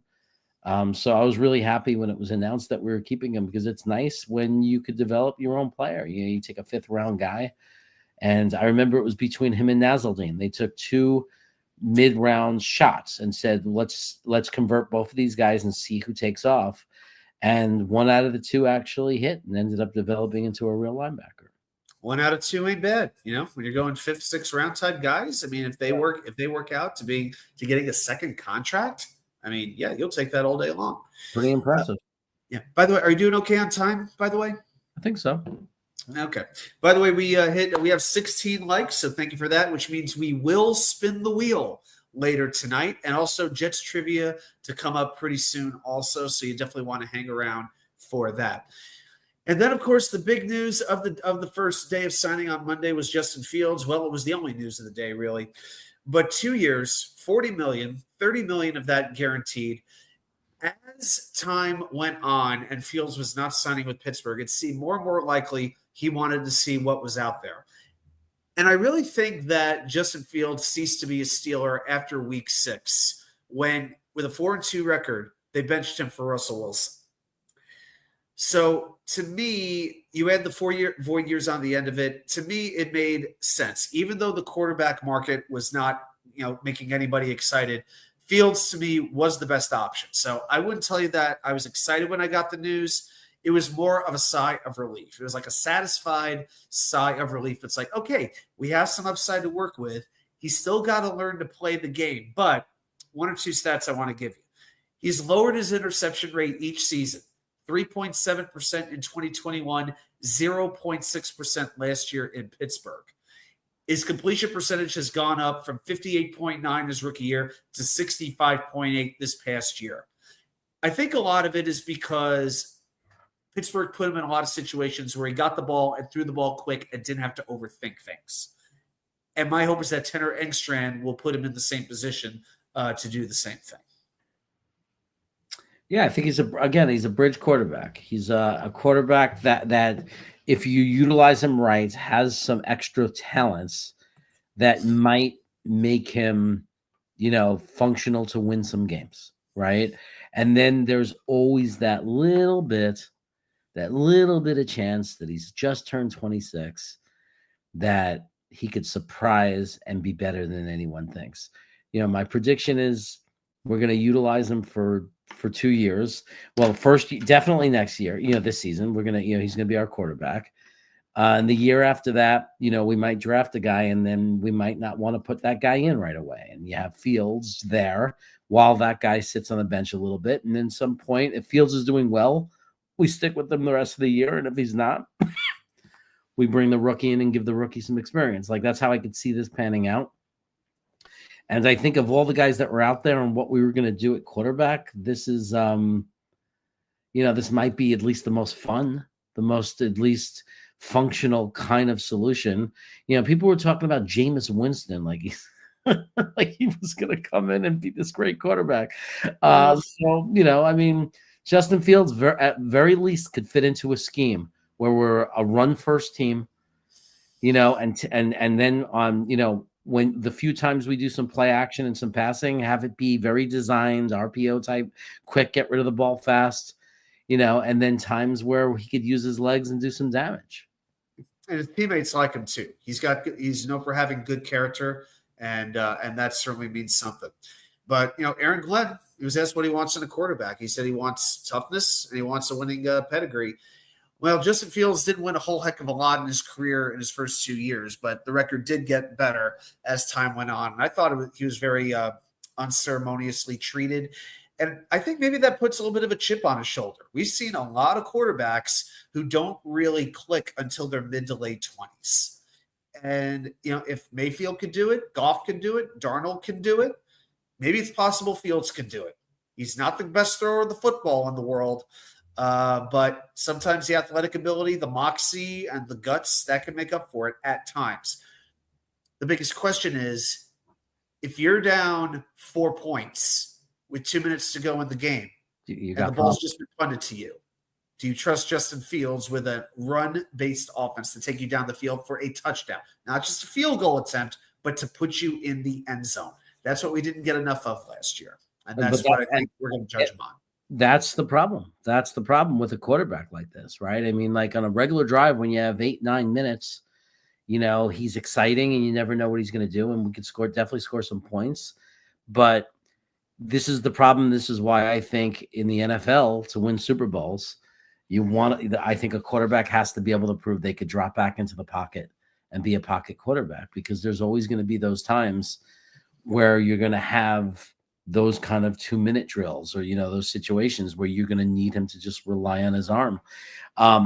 Look, we might get a win out of it or two, like in a situation. It's not impossible, because what he does do is he might be running for his life, because one thing he could do is, while he's running around that pocket and running out of the pocket, if somebody breaks free, and like a Garrett Wilson, breaks free, Justin Fields has the arm to get that football out, regardless of what position his body is in. So he could be running and then just have to launch the ball, and he has the arm to do it.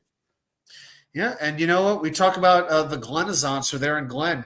The fact that, and I have no love for Jeremy Ruckert, but if there's ever, I wanted the guy off the team last year. I was done with him. But he is connecting again with his old college quarterback. So maybe we have a Ruckert-sance. I don't know. I'm not counting on it. But if Fields and Ruckert have a little bit of a connection, maybe it can turn into something. Just something. It's a crazy thought, but maybe. I want to say hello to Harlan Abraham, one of our greats, one of the forefathers of NY Sports WickerMedia. Brings the wisdom, brings the experience. We definitely appreciate it. Yeah, Winston's a thrower, throws as many touchdowns as intercept. That's the thing with Winston. He'll take you down the field, but he'll turn the ball over a lot. And that's something Fields has been doing less and less of. Okay, we spent a minute on Brandon Stevens. I told you about how the former Cameron Grimes of WWE fame, now Trevor Lee, was basically laughing at me on Twitter when I asked him about Brandon Stevens. But he gets 3 years, $36 million, $23 million guaranteed. Now, I want to mention a thing or two with this guy. There was no cornerback targeted more than him in 2023. 2024 was still right up there. But this is in secondary with Marlon Humphrey, Kyle Hamilton, Marcus Williams. It's a pretty loaded defense over there. Mm-hmm. Last year, he allowed 66 catches, 906 yards. That's second most among quarterbacks. Allowed 4 touchdowns. He did not have an interception. The quarterback passer rating when targeted him was 107. 7 penalties, so he fills in DJ Reed's shoes quite well from that respect anyway. 10 pass breakups. But what I've seen with some of the analysts, like with Nania and Blewett, is he's got good speed. He's got good football instincts. It's that he doesn't always make the play on the ball. Like, he's there, but he's got to finish the play. So the fact that he's getting $4 million a year less than DJ Reed, to me, is quite stunning. And the fact that they had to give him 3 years, I can't exactly say that I'm happy about this. I'm worried about this being Tremaine Johnson 2.0. Not going to lie about it. But if there is a position that I'll put a little bit of faith in, it's cornerback. Aaron Glenn would not want this guy if he didn't see something in him. I wish it had been somebody that he had actually been with in Detroit or New Orleans, but I'll give him a chance, but I can't say I'm going to have a whole lot of slack for Brandon Stevens. Yeah, I have to skeptically look. I mean, when you consider the fact that after Sherwood, this was our biggest signing, and this is a guy that the Baltimore Ravens fans are thrilled to get rid of. Yeah. They look at his contract, and they look at his contract with us and laugh the way we're laughing at Washington for Kinlaw. Like, it's the same thing. The Ravens fans are laughing. They're saying, really? Like, this was the guy they wanted out, right? And all the numbers you just read, the penalties on top of the yardage, the quarterback rating against him, like, it makes you say, what are we doing? Because I thought Eccles is better than that. Like if he played Eccles every game, I would think that he wouldn't. That would be the worst he would be. Right. If Eccles had that exact year, that would be like, oh, disappointing. But like, would Eccles be worse than that? It's very hard for me to believe because I would love to look at Eccles' rookie year when he did play and see if it was that bad, because that sounds just terrible to be thrown at that much and have no interceptions. Um, I don't know. I mean, I mean, I have to imagine that Aaron Glenn sees something, that there's something we don't see, that he believes maybe the way he's going to use them. I don't know, but it's very okay. Let's wait and see. And I don't know if it's good because we're going to blitz more and we're thinking that he's not going to be left out there to dry as long. Like, I don't know what they're thinking. Like, I don't know. It's a very confusing contract because who is the competition? What team was offering this kid a 3-year deal at that kind of money? To me, you think you could have gotten this guy 2 years, $8 million a year, 10 guaranteed. If it was a 2-year deal, I'd be fine with it. But I mean, we're guaranteeing this guy $23 million. Which is basically he's like 2 years guaranteed. Like that means you could cut him the 3rd year probably easily, depending on how much they're dumping through to the 3rd year. But I haven't seen the way it's structured, but I'm sure when we look at it, it's very easy. Like it's going to show. I think when we look at it at the end of the day, it's going to show that we could very easily walk away from him after next year, like 2 years. That it won't be hard to get away from him. And that it's really just for a team benefit, like that if we want him, if they do turn him into a good player, we get to have him for 3 years. But 2 years, man, we're doing everybody else 1 year, right? We haven't really added anything to this team, and we're giving him 2 years, like at that money. I just try to figure it out. At least, yeah, it's going to be one of those things. I mean, they could give him a shot at safety, maybe. I don't know how much he's played it, but I know that there's talk that he has some versatility. Well, great. So does Isaiah Oliver, and you brought him back. But again, if it's somebody who doesn't make – and here's the thing. I can deal with somebody in the secondary, a cornerback or a safety, not getting a ton of interceptions as long as you're forcing incompletions, making tackles, making plays on the ball. But the number one question. Here's the number one question I have for Brandon Stevens. What do you do well? I haven't figured the answer out to that question yet. Now, again, we'll give him a chance. We'll see what happens with the coaching. But it's something I'm going to be watching very, very closely because I'll tell you what. I'm keeping a chart. I don't have it with me right now, but the Jets offseason needs. Starting quarterback, starting receiver, depth wide receiver. Like I go starting and I go depth with the positions that they need. And I was like, can I really pencil in starting cornerback as being filled? I don't have the confidence that I can. It's like I will, but it's like my hand was shaking as I was writing the name down. Yeah, and the money says yes. The money we paid him says yes. You don't pay a backup 12, a 3-year deal for $12 million per. You just don't do it. So the money says that he's our starting freaking quarterback unless they move him over to safety. But that's crazy. You're going to give $23 million guaranteed, 12, on a 3-year deal to a guy that you're saying let's convert him back to safety. He hasn't played, since his rookie year. It's absolutely nuts. I mean, in Baltimore, they do know talent, so I mean, they know players. It's like if he didn't thrive under that coaching, I don't know where he's going to thrive exactly. So that's the other thing.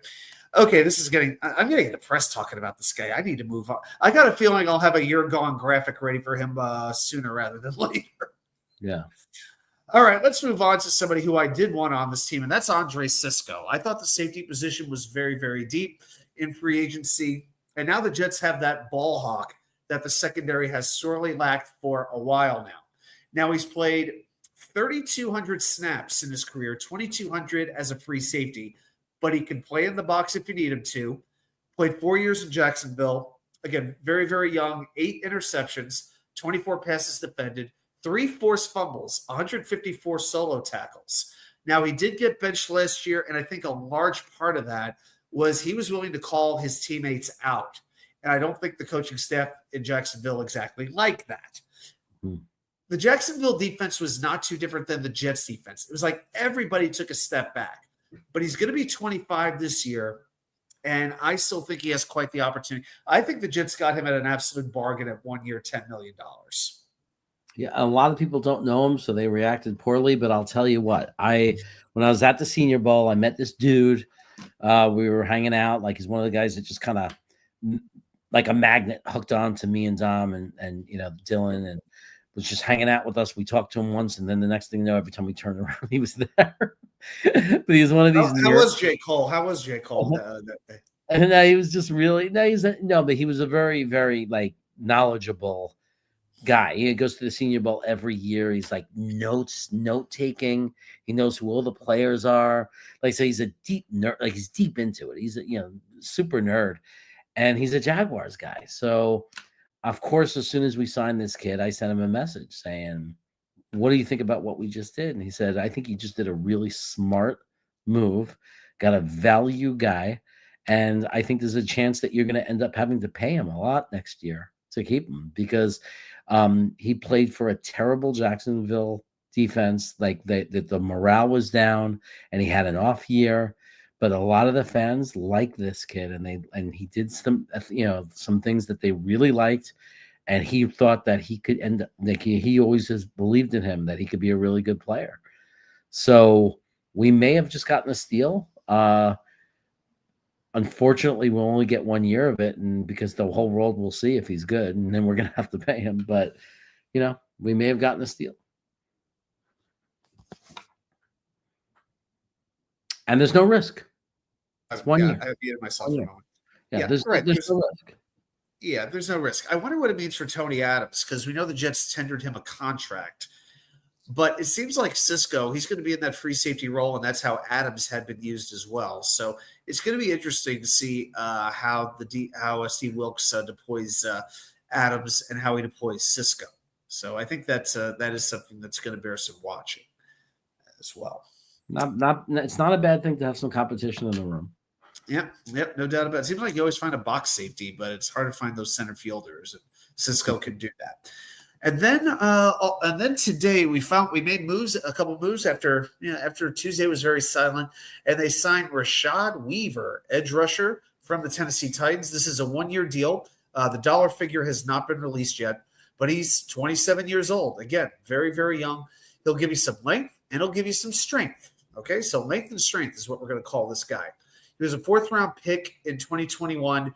He was entering the final year of a 4-year, $4 million rookie contract. He's played 36 games, only played 3 last year. Now, he had 5.5 sacks in 2022, but in 2023 had no sacks in 15 games. That didn't work out too well. And the Titans were doing a lot of wheeling and dealing this year. They let him go in August of 2024. Went to Houston for a little bit also.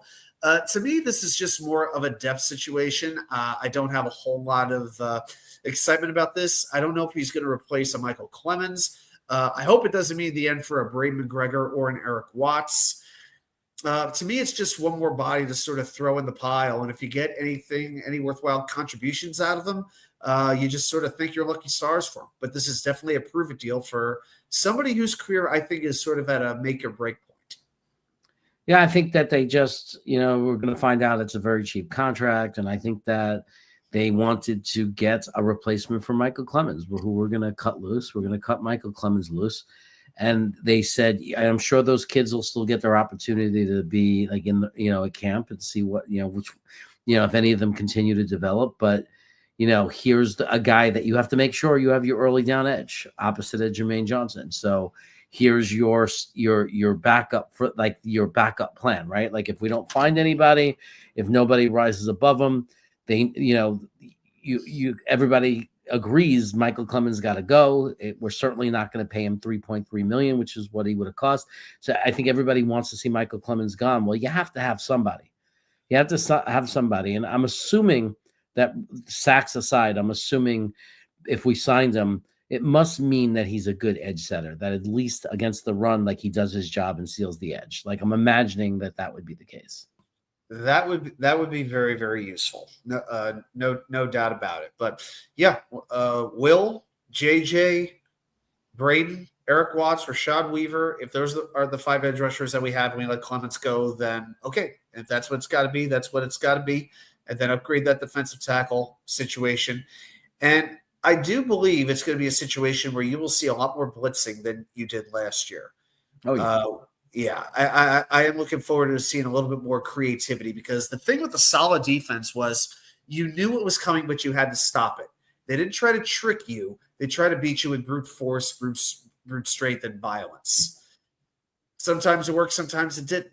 But when the defensive line got downgraded like it did, both due to personnel moves and then due to injuries, all right, then the rest of the defense was exposed. Because remember, 2 years ago when the Jets had that great defense, they barely had a single injury to deal with. They were shockingly healthy for most of the season. It wasn't going to last again, and we saw the results. I think we're very it's going to be a very different looking defense in the sense of, yes, it's still a 4-3. People think because he's from San Francisco that he was running the same thing. He's not. He's very different than Saleh. He actually relies. This is why I thought they were going to invest more money and more resource into it. He relies a lot more heavily on his defensive backs, particularly safeties, because he blitzes more and he shows different looks, which makes it, the Cisco very important. Like the Cisco, like him panning out is really important, because we need a good free safety back there when we're blitzing, and we're going to see what happens. But they also might like Adams too. They might think they have a good combination of guys they can rotate in. Maybe Adams comes in passing situations and you have both Cisco and Adams back there, and maybe they're comfortable with that. Maybe they think that some of them might, because I know people are down on Adams. He didn't pan out the way people thought, but he had moments too where he was good. So he's still an undrafted free agent too. I mean, when an undrafted free agent becomes a decent starter, a flawed, an up and down player, has his strengths, has his weaknesses, then okay, you can work with that. And yeah, I always found it a little bit funny that people would criticize, Joe Douglas in the previous regime for basically ignoring safety. I'm like, we came off a regime that safety was end all be all. We used our top 2 picks in the draft on 2 safeties. right. So it's like, I want to focus on premium positions with premium assets. So I didn't mind going a little bit less with the safety position, but that's me. Right. And I think over the next 3 years, like 2 years, like as long as they're successful, and let's assume Aaron Glenn's going to be around and we're going to show some growth and they're going to have a chance to really have a tenure here. I think at some point, whether it's this draft or next draft or free agency, or at some point, you're going to see an investment in a safety. And it just doesn't have to be this year necessarily. Like, because we have so many holes, they might just be prioritizing different things and trying to plug. Right now, they're just trying to bridge it and plug a hole, find something competent, something feasible, workable. But it doesn't mean that within the next 2 years from now that we're not going to see a very talented safety, put on a Jets uniform, whether it come from the draft or whether it comes through free agency. Hey, you get leaders, you get players with winning pedigrees. A player of any position can transform a unit. There's no question about it. Look at what guys like Ronnie Lott and Ed Reed did for their respective defenses. Those are obviously once in a lifetime players, Troy Polamalu, but you never know where you're going to find your difference makers. You never know. A couple other moves that were made that we alluded to. The Jets signed Chukwuma Okorafor. Okorafor. So he has 60 career starts at right tackle, 59 of them with the Steelers, 1 with the Patriots, and he's 27 years old. So that will bear watching if that is going to be their right tackle. I haven't seen any terms on the deal. I'm going to double check that real quick. But all I've seen is so far is that the Jets have agreed to terms with him, and of course Isaiah Oliver. And earlier in the show tonight, we broke the news about Josh Myers signing with the Jets to give them some depth on the interior offensive line. So not really. Here's something about Okorafor that I think you'll find very interesting. You might want to hold on to the table for this. Okorafor signed with the Patriots last offseason and was the initial starter at left tackle. That lasted 12 snaps before he was benched. He didn't play again for New England. He was moved to the reserved reserve left squad list after he was apparently unsure about whether he wanted to continue playing football. All of a sudden, Brandon Stevens looks like Darrelle Revis. What are we doing? Woo! What are we doing? You know what? Bring back Darren. Bring back George Fant. I'll take George Fant back over this guy. What are we doing? Whoa. I don't understand. Oh, my gosh. He better be making the league minimum. I hope this is a tryout. Yeah, he's from Nigeria. Oh, that's nice. Oh, my goodness. They benched him in 12 plays? 12 snaps. He was benched. Now, that was left tackle, so I'm sure they'll be moving him to right tackle. But what I don't understand is, if you can't crack the starting lineup in New England last year, they were terrible, their offensive line. What are we doing? Oh, boy. You know, I can't wait to see that showdown in Florham Park. Okorafor trying to block Rashad Weaver, and who wins that? Jesus. Okay, on that note, I have something I need to play. Greg Giannotti, what are your thoughts on this as of right now?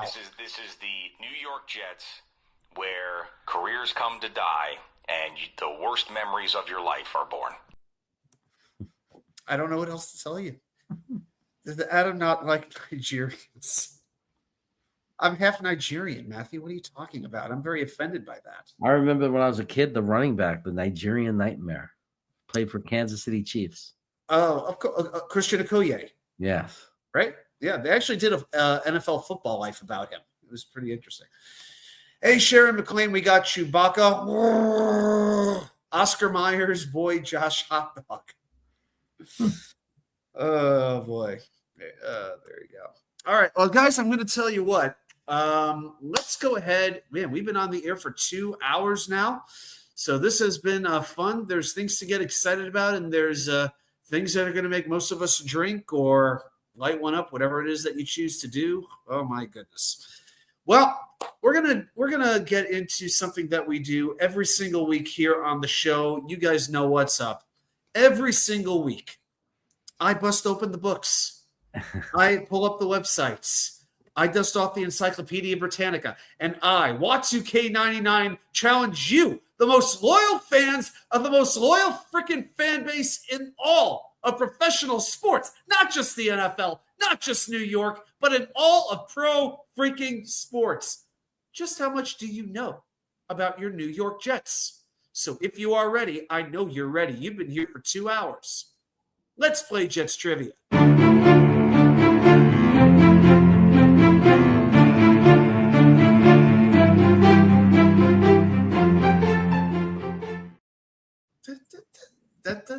Love it. I love it.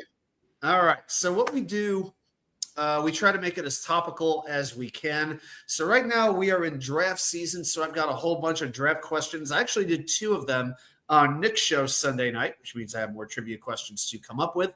But yeah, I was able to do that in sort of that 60 to 90-minute range. So you could always go back, check out the Nick Shine show for a little bit of bonus trivia. So tonight, I've got a question here about the New York Jets. So let's add the question to the stage just like that. And, of course, we will put 5 minutes on the clock. Put your answers down there in the chat, and let's see how you do. And I will assure you tonight the answer is not Lee Cravat. All right. On that note, tonight's question goes – we still get Lee Cravat answers, man. The chat will not let Lee Cravat go. They won't let the legend die. Because Jets mess has been coming around sometimes. Oh, good. Yeah, I haven't seen Jets mess in a minute. So, yeah, hope he's doing well. Is the answer Doug Bryan? I think you'll know that pretty quickly, Danger Zone. The question goes like this. In 1999, the Jets drafted guards in the 2nd and 3rd round. Name them. Shit.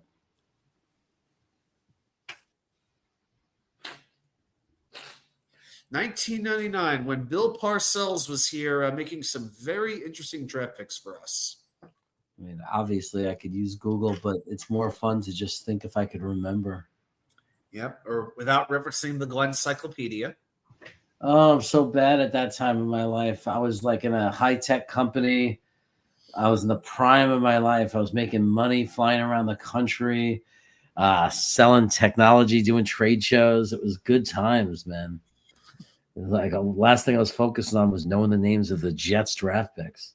Oh, back in '99, you were. Oh, okay. Yeah, I worked in software back then. And, I was a sales and marketing. I was 1999. I probably got 80,000 miles on United, and I'll never forget. I was so mad because I fell short of 100,000 miles, which is basically, they basically, I don't want to be rude, but they do. Basically, when you're in the 100K club, when you fly 100,000 miles on United, at that time, they basically take really good care of you. All right.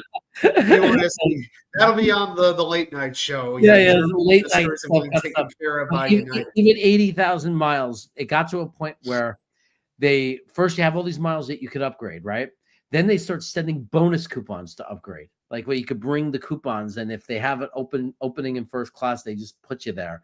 And then it got to a point where 5 minutes before the flight, Mr. Cravat, are you still in the waiting area? I'd walk up and they'd say, we have an extra spot in first class, and they would just take my ticket and give me a first class ticket. That's now, if there were other 100K members, it didn't happen, but there were times where when you have 80,000 miles, you're on their list, where sometimes you popped up on the list if there was no 100K guys there, or they were already sitting in first class, and the next thing you know, you're being upgraded to first class. So that's where I was in my life at that point. I was also a Marquis Marriott member who would get upgraded to the concierge level every time I checked into a Marriott, which meant at 5 p.m. at any Marquis Marriott, they do in the concierge lounge, honor bar and free hors d'oeuvres. What are you doing with your life now? Okay. Matthew Smith guesses that it's Cam Ward, just for the sake. Cam Ward. I made that buzzer a little bit extra loud for Matthew tonight. Okay, I have to be honest. Danger, phone a friend. I was a fourth grade Jets fan back then. Yeah, at that point, I'd have been just about to graduate high school back then, man. It's crazy how old I am. It's just nuts how old I am. I don't want to go. I didn't ask you. You volunteered that one. Sharon McLean, my long-term memory is as bad as my short-term memory today. What, as opposed to your long-term memory today? How does I think short-term memory today is today. All right. So I may have gone a little bit too hard with this particular question. Jeremy, any ideas? I will know the names when you say them for sure. All right. We're down to 90 seconds, guys. So if you have any, Matthew Smith, I can't name anybody from the 99 team. Okay, Matthew, here's your trivia question. Wayne Corbett. Players. Wayne Corbett, right? Wayne Corbett. Oh, yes. There you go. Curtis Martin. There's another one. Yeah. Jumbo Elliott. Was he still Jumbo on the team? Elliott. No, we had him in 98. Now, Matthew, here's the real challenge. Name three defensive players from the 99 team. That's hard to do because that was a no-name defense with Parcells. We also had a great center, right? Because I always mix up the guy. Yeah, Mawai. I always mix him up with the other dude we had in 2010. But I'm not going to tell you who the guards were because that's the trivia question. Nice try. Right, Mawai. But we always had good centers, we had a great run of two amazing centers. We absolutely did. Matthew Smith thought Corbett was early 90s. He came along in the mid 90s. Came along when Boomer was just finishing up. That's true. Like that Wayne Corbett was there with Keshawn Johnson for a while, and then All right, yeah. I don't think the chat's going to get this one. So, all right, so that's 5 minutes. Okay. Hank G says JoJo. All right, now Hank G would be offending Nick Shine with this particular answer because this is his favorite Jet, but it is JoJo Townsell. He was a wide receiver. Yeah, and he was a returner as well. Yeah.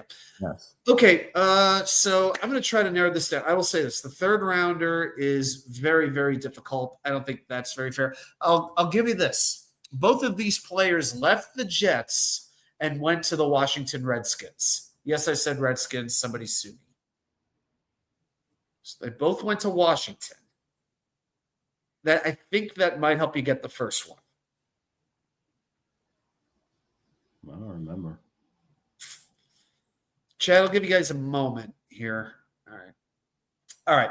So do you remember the Jetskins that left us? I remember losing a wide receiver to Washington and then getting him back. Okay.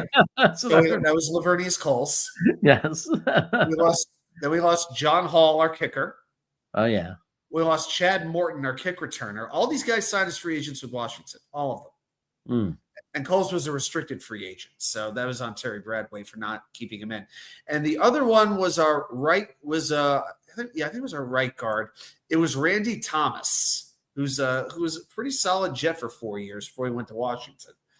The other one was David Laverne. Now, here's the thing with Laverne. He was inactive for the whole season. He was more of a special teams player for 2 to 3 years. Then he got traded to Washington in a 5th-round swap. Washington moved up 6 spots, and we gave them David Laverne. Or whatever. It was a 6th-round exchange for David Laverne. So what a brutal draft and what misses, because I don't know. I feel like guard is an easier position to prospect. Like when I'm looking at the all 22, like I think that's, Dom C names a new guard every year. That's 3rd, 4th round guy that ends up Frazier. Right. Well, last year was Zach Frazier, right? Who's now named one of the top rookies, like of his position. So I mean, it's just like every year there seems to be a guard in the 3rd or 4th round that's just sitting there. That seems so obvious. So how do you miss so badly? Thomas was a very good. He was a very good player for 10 years. He actually challenged one of those competitive eaters to like a competitive eating contest a couple years ago. So, but he's more of a Washington guy than he is a Jet guy, in all fairness. All right. Well, I'll tell you what, we hit our light goal. So we're going to do 2 wheels tonight. Now, the second one I have to run, unfortunately. You have to run? Okay, no problem. I have dinner. Give me 2 minutes. Okay, can you give me 2 more minutes for one spin? Okay. I have dinner responsibilities. You could appreciate that. I got to cook. Okay. I got to reheat later. So I have. Let's go ahead and add the wheel, because every week what we are doing now is we have a very special wheel that has been created of possible first-round targets. So on this wheel, we've got a whole bunch of players expected to be drafted early in the first round. We've got trade up. We've got trade down. All those options are there. This is the 3rd time we're doing this spin, so we'll do this one spin together, and then we'll let you go, and then we'll do the regular top 10 spin with the chat. So with our first 2 spins, to let you know, we drafted Kelvin Banks, and then we traded up to draft Mason Graham.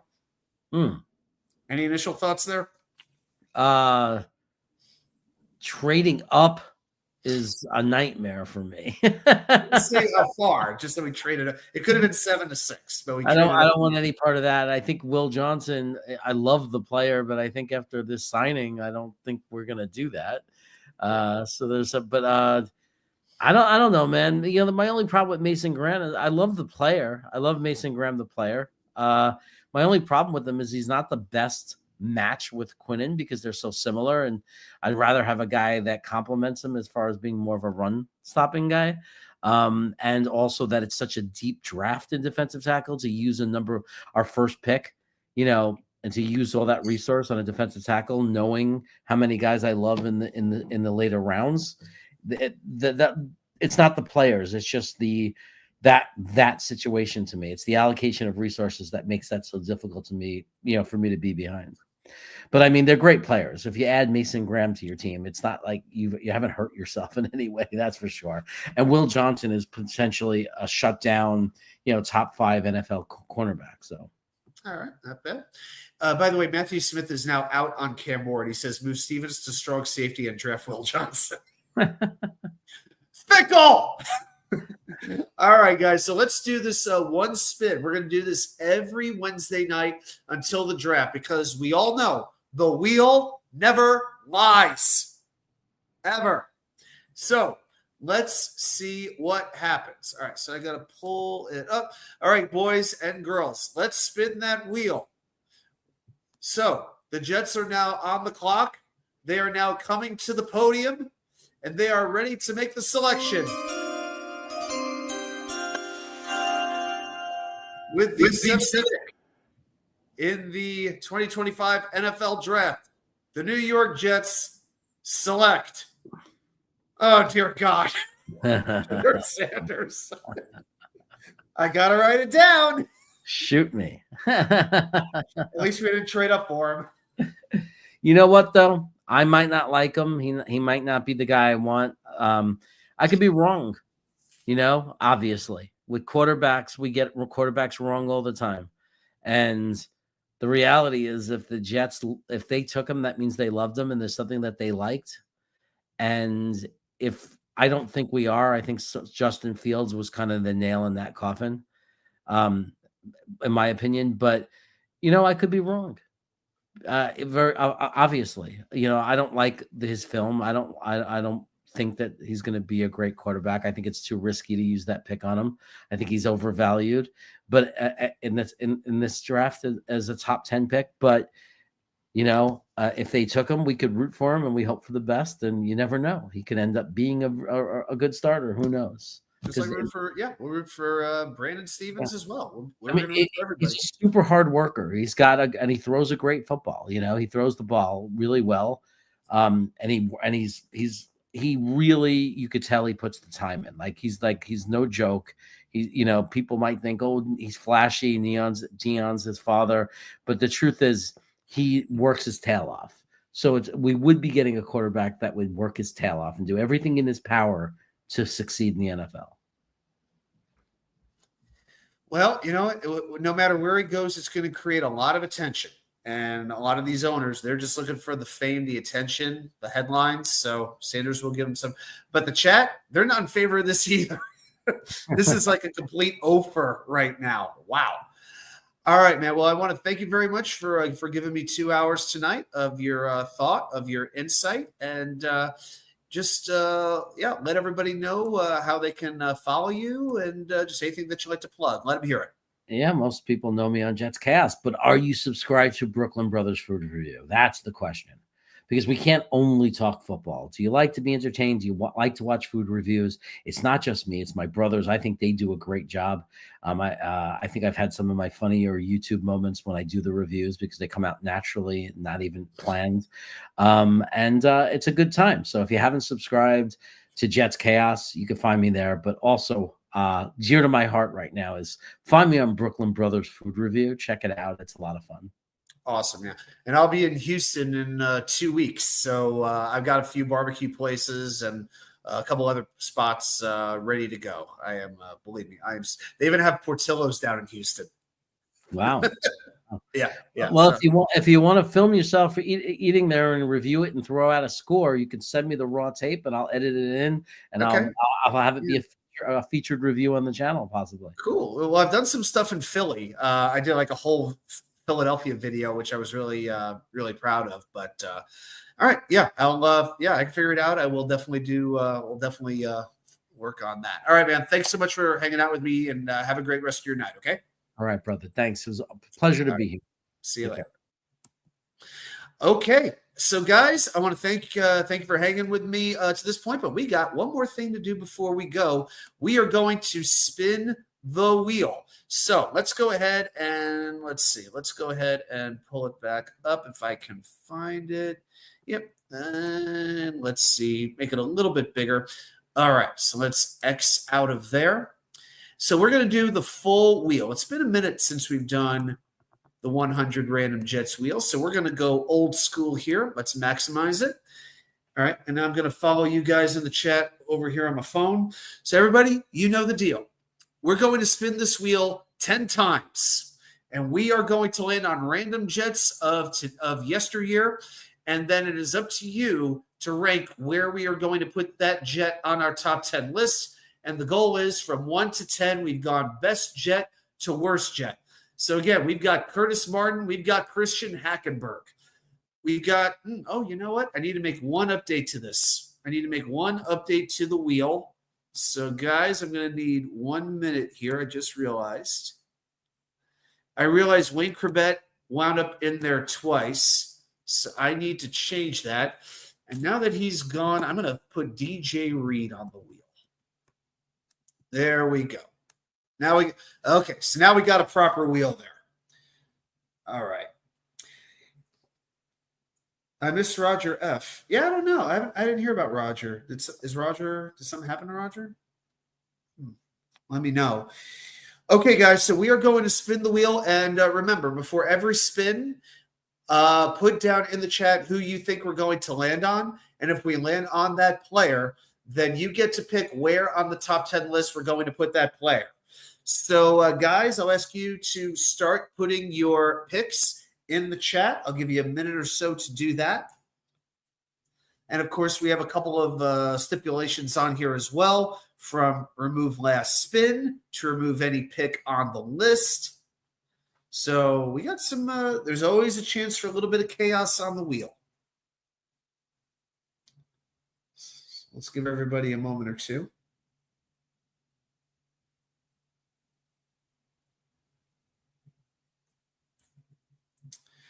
Matthew says I choose pick left or right. Oh, Roger did pass away a few months back. I didn't know that. Oh, I'm so sorry. All right, we're gonna do this one for Roger. Roger, hopefully you can hear you're watching us from a better place and you can enjoy this. So, Roger, this wheel's for you tonight, brother. Yeah, sorry, I just found out.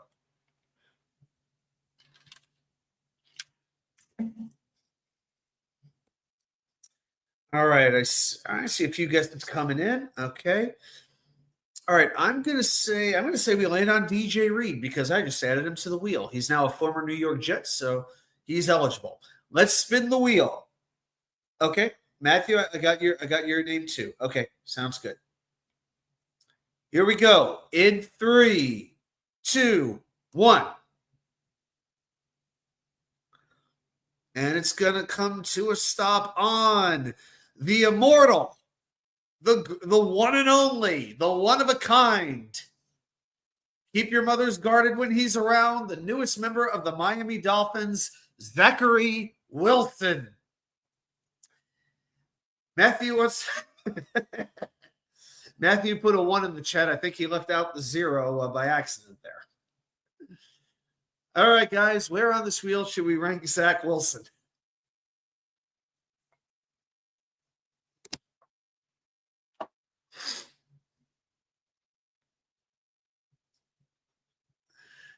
Oh, boy. And remember, let your voices be heard. Every vote counts.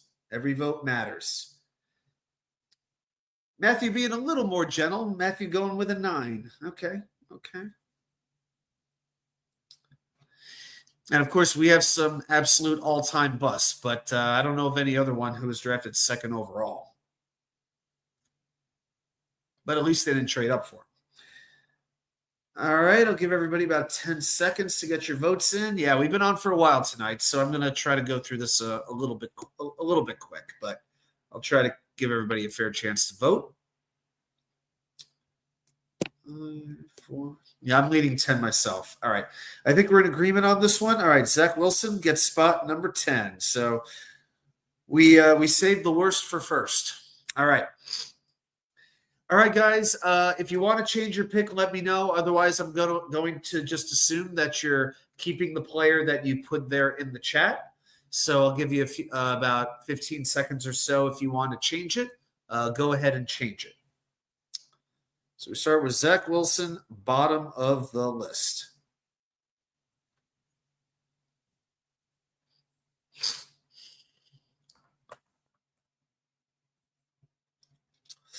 Matthew changes his pick to Derek Mason. Yeah, he'd be right towards the bottom as well, no doubt about it. Played 5 whole games with the Jets. All right, spin number 2. Here we go in 3, 2, 1. And we're going to come to a stop on Adrian Morrell. Okay, well, So Morrell, obviously the running back, that was the predecessor to Curtis Martin. Bill Parcells, not the biggest fan of his, saw an opportunity to move on, and he did. He spent 5 years with the Jets, 860 rushes, 3,447 yards, 15 touchdowns, averaged 4 yards per attempt, also had 3 receiving touchdowns. Did have fumble issues, had 17 fumbles in 5 years. Not terrible, but could have been better for sure. Matthew Smith. Yes, that would be 90s Jets as well, but mid-90s. So, all right, Adrian Morrell, chat. What are we thinking about for Adrian Morrell? Where are we going to rank him?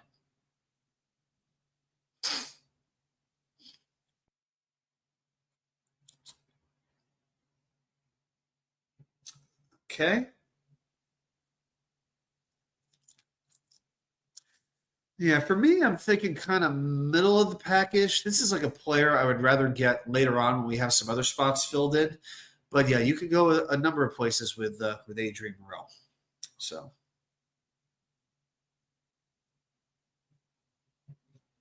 18 likes, almost to 20, doing great. All right, few seconds left, guys. Get your votes in for Adrian Morrell.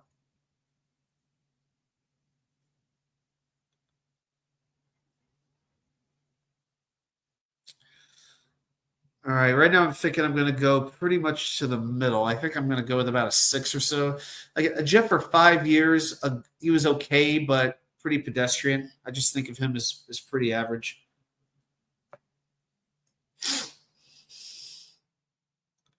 Matthew Smith, no clue, so number 2. That's being a little nice,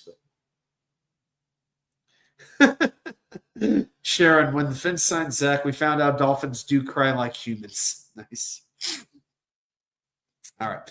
I'm going to go. All right. I'll go. Matt gave him a nice rating. I'm going to go 5 for Adrian Morrell. All right. Let's go to spin number 3. If you'd like to change your pick, go ahead and you can go ahead and do that now.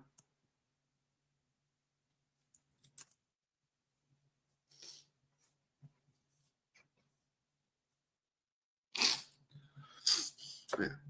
Who knows? Maybe there'll be another signing tonight. Who knows? Or maybe Aaron Rodgers will just keep pondering the meaning of life. Who knows? All right, let's go. Spin number 3 in 3, 2, 1. Here we go, and we come to a stop on now of the Houston Texans, Braxton Berrios. Well, a fine returner, a good waiver claim by Joe Douglas, but did have a big drop or two, especially in that Minnesota game that Mike White threw. Hey, the great Johnny Jimenez is here. How you doing, man? You are here for the wheel. So far, we've got Zach Wilson picking up the rear at spot number 10, Adrian Morrell at number 5. So Braxton Berrios is spin number 3. Where are we going to put Braxton Berrios? So guys and girls, let's see your votes there in the chat.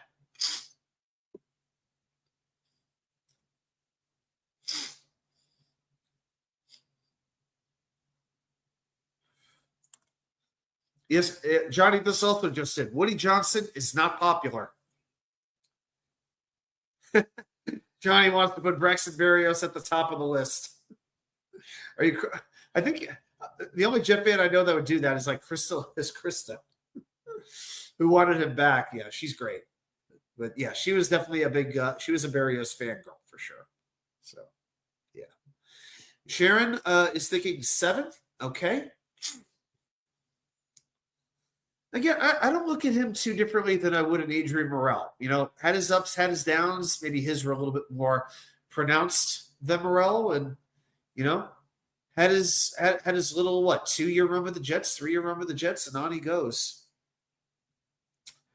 Matthew Smith 6 because he was an All-Pro. Yeah, he was an All-Pro, but he didn't make the Pro Bowl. Danger zone. If he catches the Minnesota ball, then maybe we keep White instead of Rodgers, so I'll go 27. I think the 1 and the 27 just canceled each other out. You know what I mean? All right. Yeah, all right. I think I'm leaning towards 6 right now. I'll give me about 10 seconds.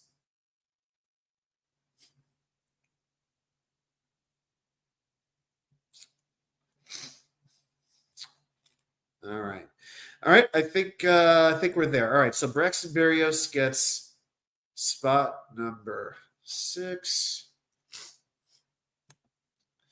All right. So 10. I'm just gonna post the results thus far.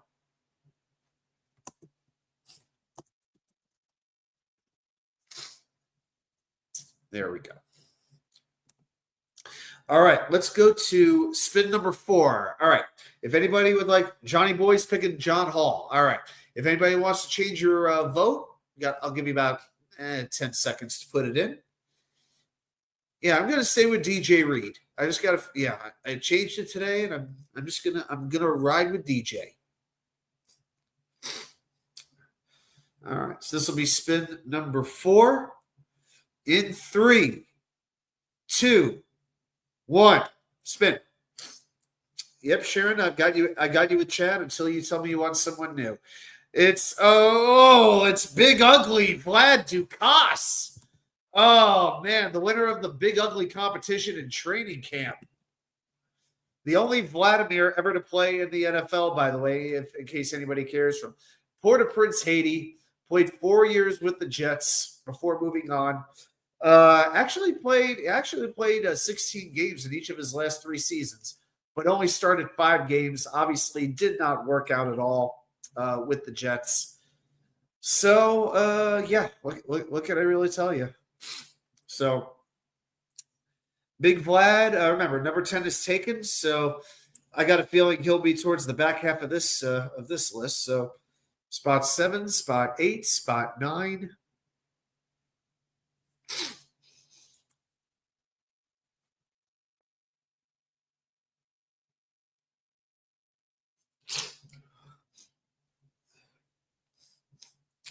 All right, guys, let's see those votes. Where are we going to rank Vlad Dukas on our list?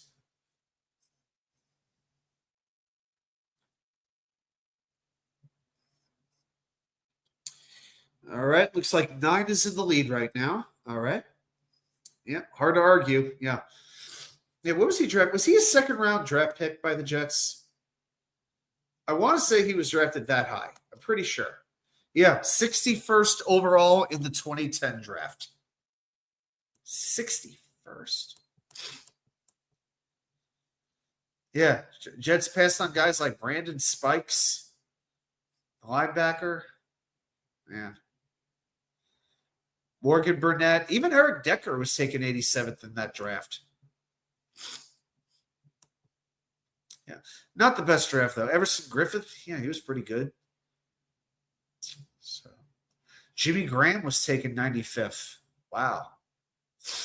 Navarro Bowman, San Francisco. Yeah. Very, very good player. All right. Looks like the 9s have it. All right. So it's going to be Big Vlad, spot number 9. This is not the most inspiring wheel. This wheel is pretty reminiscent of Jets free agency so far. A few things that are okay and a few things that just make you throw up your hands, right? All right, we're going to spin number 5. So anybody wants to change their vote or enter a new vote, put it down there in the chat right now. I'm staying with DJ Reed. Sharon, I know you've got Chad. Johnny's got John Hall. Matthew Smith, I think last I checked, you have Derek Mason. So David, Danger Zone, Hank, everybody else in the chat. Who are you going to claim?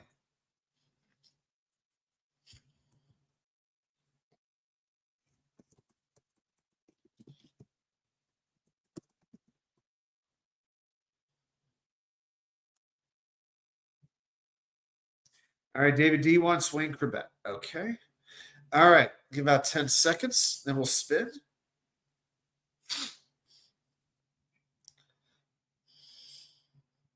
All right, here we go. Spin number 5 in 3, 2, 1. And it's going to come to a stop. We're going to upgrade a little bit. Oh, boy, I thought we were going to get Victor Green. Instead, it was Stephen Hill. Wow.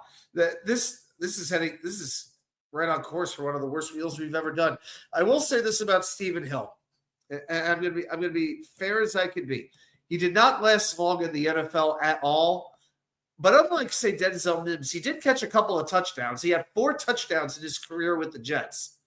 Unfortunately, he was gone after 2 seasons, out of the league in 2 seasons.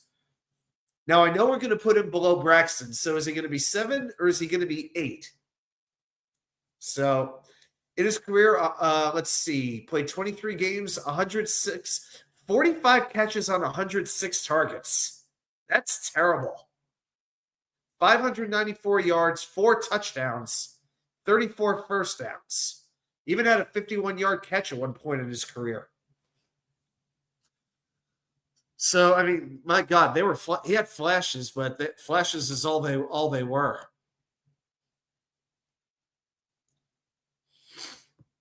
I think he was out of the league in 2 years.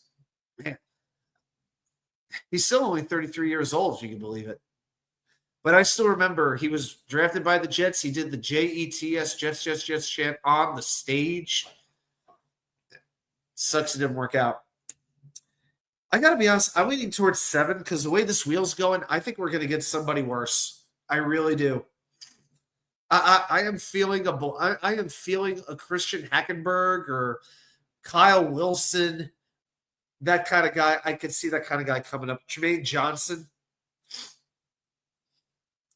But it looks like 7 and 8. We got an even split right now. So, guys, I'll give you about 10 seconds. Pop in those final votes.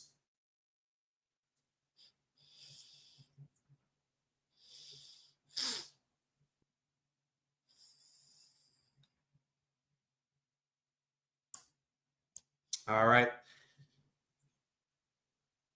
Okay. I'm going to go with a 7 for Stephen Hill.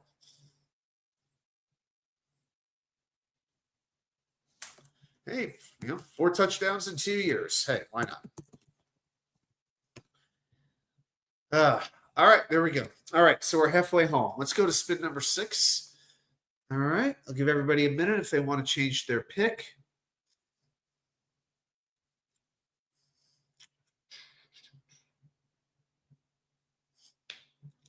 Yeah, this weekend, by the way, guys, I'll be back up in Virginia. I've got a 5-mile race, very early Saturday morning.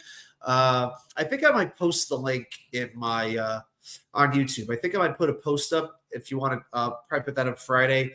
If anybody does want to track how I'm doing on the race starts at 7:30 in the morning. I think that's some new technology where you can get some in-depth tracking on all the runners. So, yeah, 5-mile race, 7:30 a.m. I'll put up a post about that. So, yeah, looking forward to being back up in Virginia Beach this coming weekend. So, all right, let's go to spin number 6 in 3, 2, 1.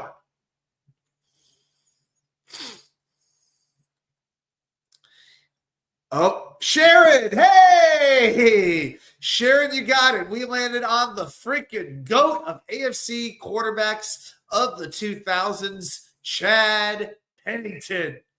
That's right. I said it. Come get me. So we landed on Chad. Thrilled that we did that. So Sharon, it's up to you. The spots we have open are spots 1, 2, 3, 4, and 8. So Sharon, it is 100% up to you. Where on our list are we going to put Chad Pennington? Hopefully a future Ring of Honor inductee. Number 1. Oh, that's right. You're darn right we are. All right, Sharon, you can go ahead and pick another player if you like. So hey, good for Sharon. Yeah, just for that, Sharon, I'm giving you this. There we go. All right. So 1, we get Chad. All right, now we're going to spin number 7. All right. Let's see. Sharon, I'll give you a second to put in a new player. Anybody else who wants to change their pick, go ahead. Sharon takes Curtis Smart. Okay. Give it about 10 seconds. 4 spins left to go tonight, and then I think we'll call it a night. I've been on the air for 2.5 hours. Yeah, voice is holding up a little bit, but need a little bit of water after this. All right, here we go. Spin number 7 in 3, 2, 1. And we're going to come to a stop, and not too far from Curtis Martin. We land on Sean Green, our second running back of the night. Again, Sean Green was not here all that long, but definitely had a big impact, especially late in those playoff games. I still remember the AFC Championship game when he got hurt, went out of the game, and it was never – the Jets' offense was not the same without him in there. So with the Jets, spent 6 years in the NFL, 4 years with the Jets, 822 attempts, 3,423 yards, 4.2 yards per attempt, 18 touchdowns, had 11 fumbles. So, yeah, his last year with the Jets, he put the ball on the ground 4 times, so that wasn't too good. But also a very good receiver. He actually had 19 receiving touchdowns with the Jets. I didn't remember him as being a great receiver. But, I wouldn't put him like number 2 or 3, but I put him above Adrian Morrell. So I think for me, I put him around number 4. So, yeah, I'm leaning towards number 4 for Danger Zone 1, Sione Puha. Okay, I got you. Yeah, Sean Green, I'm thinking number 4. So, chat, put your thoughts down in there and see. Let me know where you want to rank Sean Green. 4 seem to be in agreement. Okay. Yeah, 8 touchdowns his last year at the Jets, too. Yeah, went to Tennessee for his last 2 years, and that was the end of his career. Yeah, just kind of went away. Just very quietly. All right. Yep. Looks like the 4s have this one. All right. So Sean Green will get spot number 4. I think this wheel's going pretty well. It started out pretty crappy, but we're doing well now. All right. We got 3 spots left. We got spot 2, spot 3, and spot 8. So those are the spots left to fill. So we need 2 really good Jets. And to be honest with you, we need a bust. We don't need any middle of the road. None of that. We want really good or we want stinky. All right. So let's go to spin number 8. I'll give everybody about 10 seconds if they want to change their picks. Ravens have released Marcus Williams. Titans are signing defensive lineman Dramont Jones, 1 year, $10 million. Whatever. Hank G picks Denzel Mims. There you go. Yep, I see him right there. Yeah, right around 10 o'clock on the wheel. I got you. All right, here we go. Sharon goes with Calvin Pryor. Okay, she thinks we're gonna go bust on this one. All right. This is spin number 8 of the night, and here we go. 3, 2, 1. And we're going to land on a player that some of the Jet beat writers are actually advocating the Jets sign and convert to right tackle, Kelvin Beachum. All right, well, Kelvin Beachum, maybe a little bit like Solomon Thomas. Good guy, well-respected, very good with charity. I didn't think he was a bad player. He's been around the league 12 years. Was with the Jets for only 3 seasons, 2017, 2018, 2019. Played 45 out of 48 games for Gang Green. I thought he was okay. I thought he was okay. He wasn't very good against the best players, but, didn't take a lot of penalties. So so that was encouraging, but I don't know what else to tell you. Yeah, very much a meh player. Yeah, I mean, I can't put him – I don't think I'd put him below – here's the thing. Are you going to put him at 3 – or are you going to put him in 8? Just to recap, 4 through 7. Number 4, Sean Green. 5, Adrian Morrell. 6, Braxton Berrios. 7, Stephen Hill. Are we going above that or are we going below that? I think it really depends on how confident we're feeling right now. So, chat, yeah, you're going to have to help me with this one. So 2, 3, or 8. I know it's not going to be 2, so it's 3 or it's 8 for Beachum. Again, 3 years, just, was good. Wasn't bad, wasn't great. HG wants to go with the 8. All right. I'll give everybody another a moment or so. I really want to get your guys' thought on this one.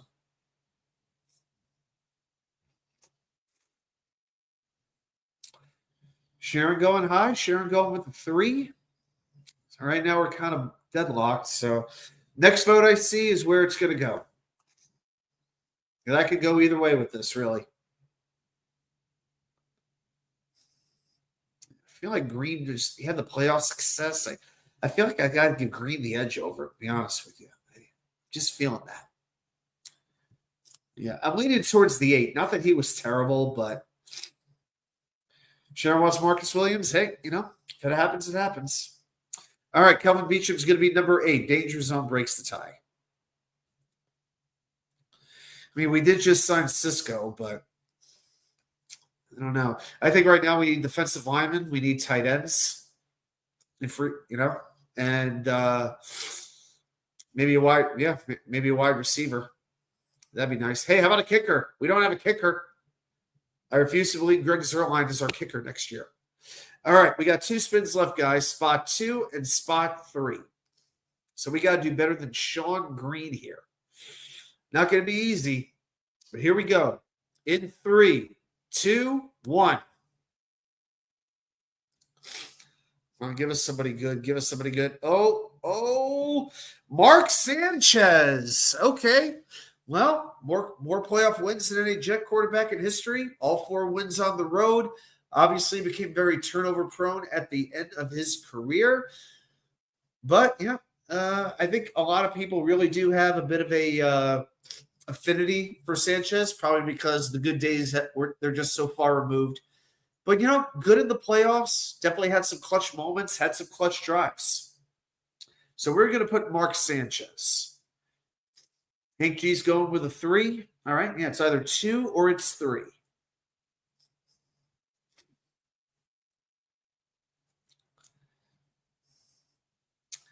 I feel like this wheel is still alive. And it's going to be alive at the very end of this wheel. So. All right, everybody. Anybody else who wants to vote, pop it in there. All right. The threes have a pretty decisive lead right now. Oh, Danger Zone with a vote for 2. Oh, I might have to make the call on this. Yeah, it looks like it's going to be too hard to beat Sanchez. So 2. It's just that it ended very badly with his turnovers. I remember it was like 5 turnovers he had against Tennessee. I think we could do just a little bit better than Sanchez. I'm gonna go 3. That may be to our detriment, but that's where we're gonna go.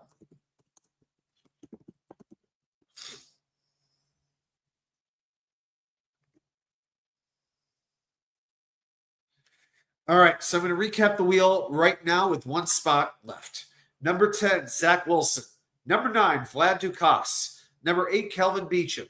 Number 7, Stephen Hill. Number 6, Braxton Berrios. Number 5, Adrian Morrell. Number 4, Sean Green. Number 3, Mark Sanchez. Number 2 is coming up. And number 1, Chad Pennington. So, guys, we've been going almost 2 hours and 45 minutes. Your boy's a little bit beat, but this has been a fun show tonight. Hope you've enjoyed it. So we got 1 spin left to go. And here we go. In 5, 4, 3, 2, 1, spin. The final spin of the night. And it comes to a stop on Lee Cravat says free choice. If only Jeremy knew. So, guys, this is going to be a winning wheel because we get to pick any player we want between Chad Pennington and Mark Sanchez. So, Chad, who would you like to pick? But we can pick anybody who we believe is worthy of that number 2 spot. So, I'm kind of looking around the wheel a little bit here. I don't know, maybe a Freeman McNeil might work. A Victor Green might work. Somebody like that, Antonio Cromartie, Wesley Walker, you might say. Danger Zone goes with Vinny Testaverde. You know, Hank goes Nick Mangold. I love Mangold too. I don't know about that would be a debatable one. I would probably put Chad ahead of Vinny, to be honest with you. So I think I'm gonna go Vinny on that one.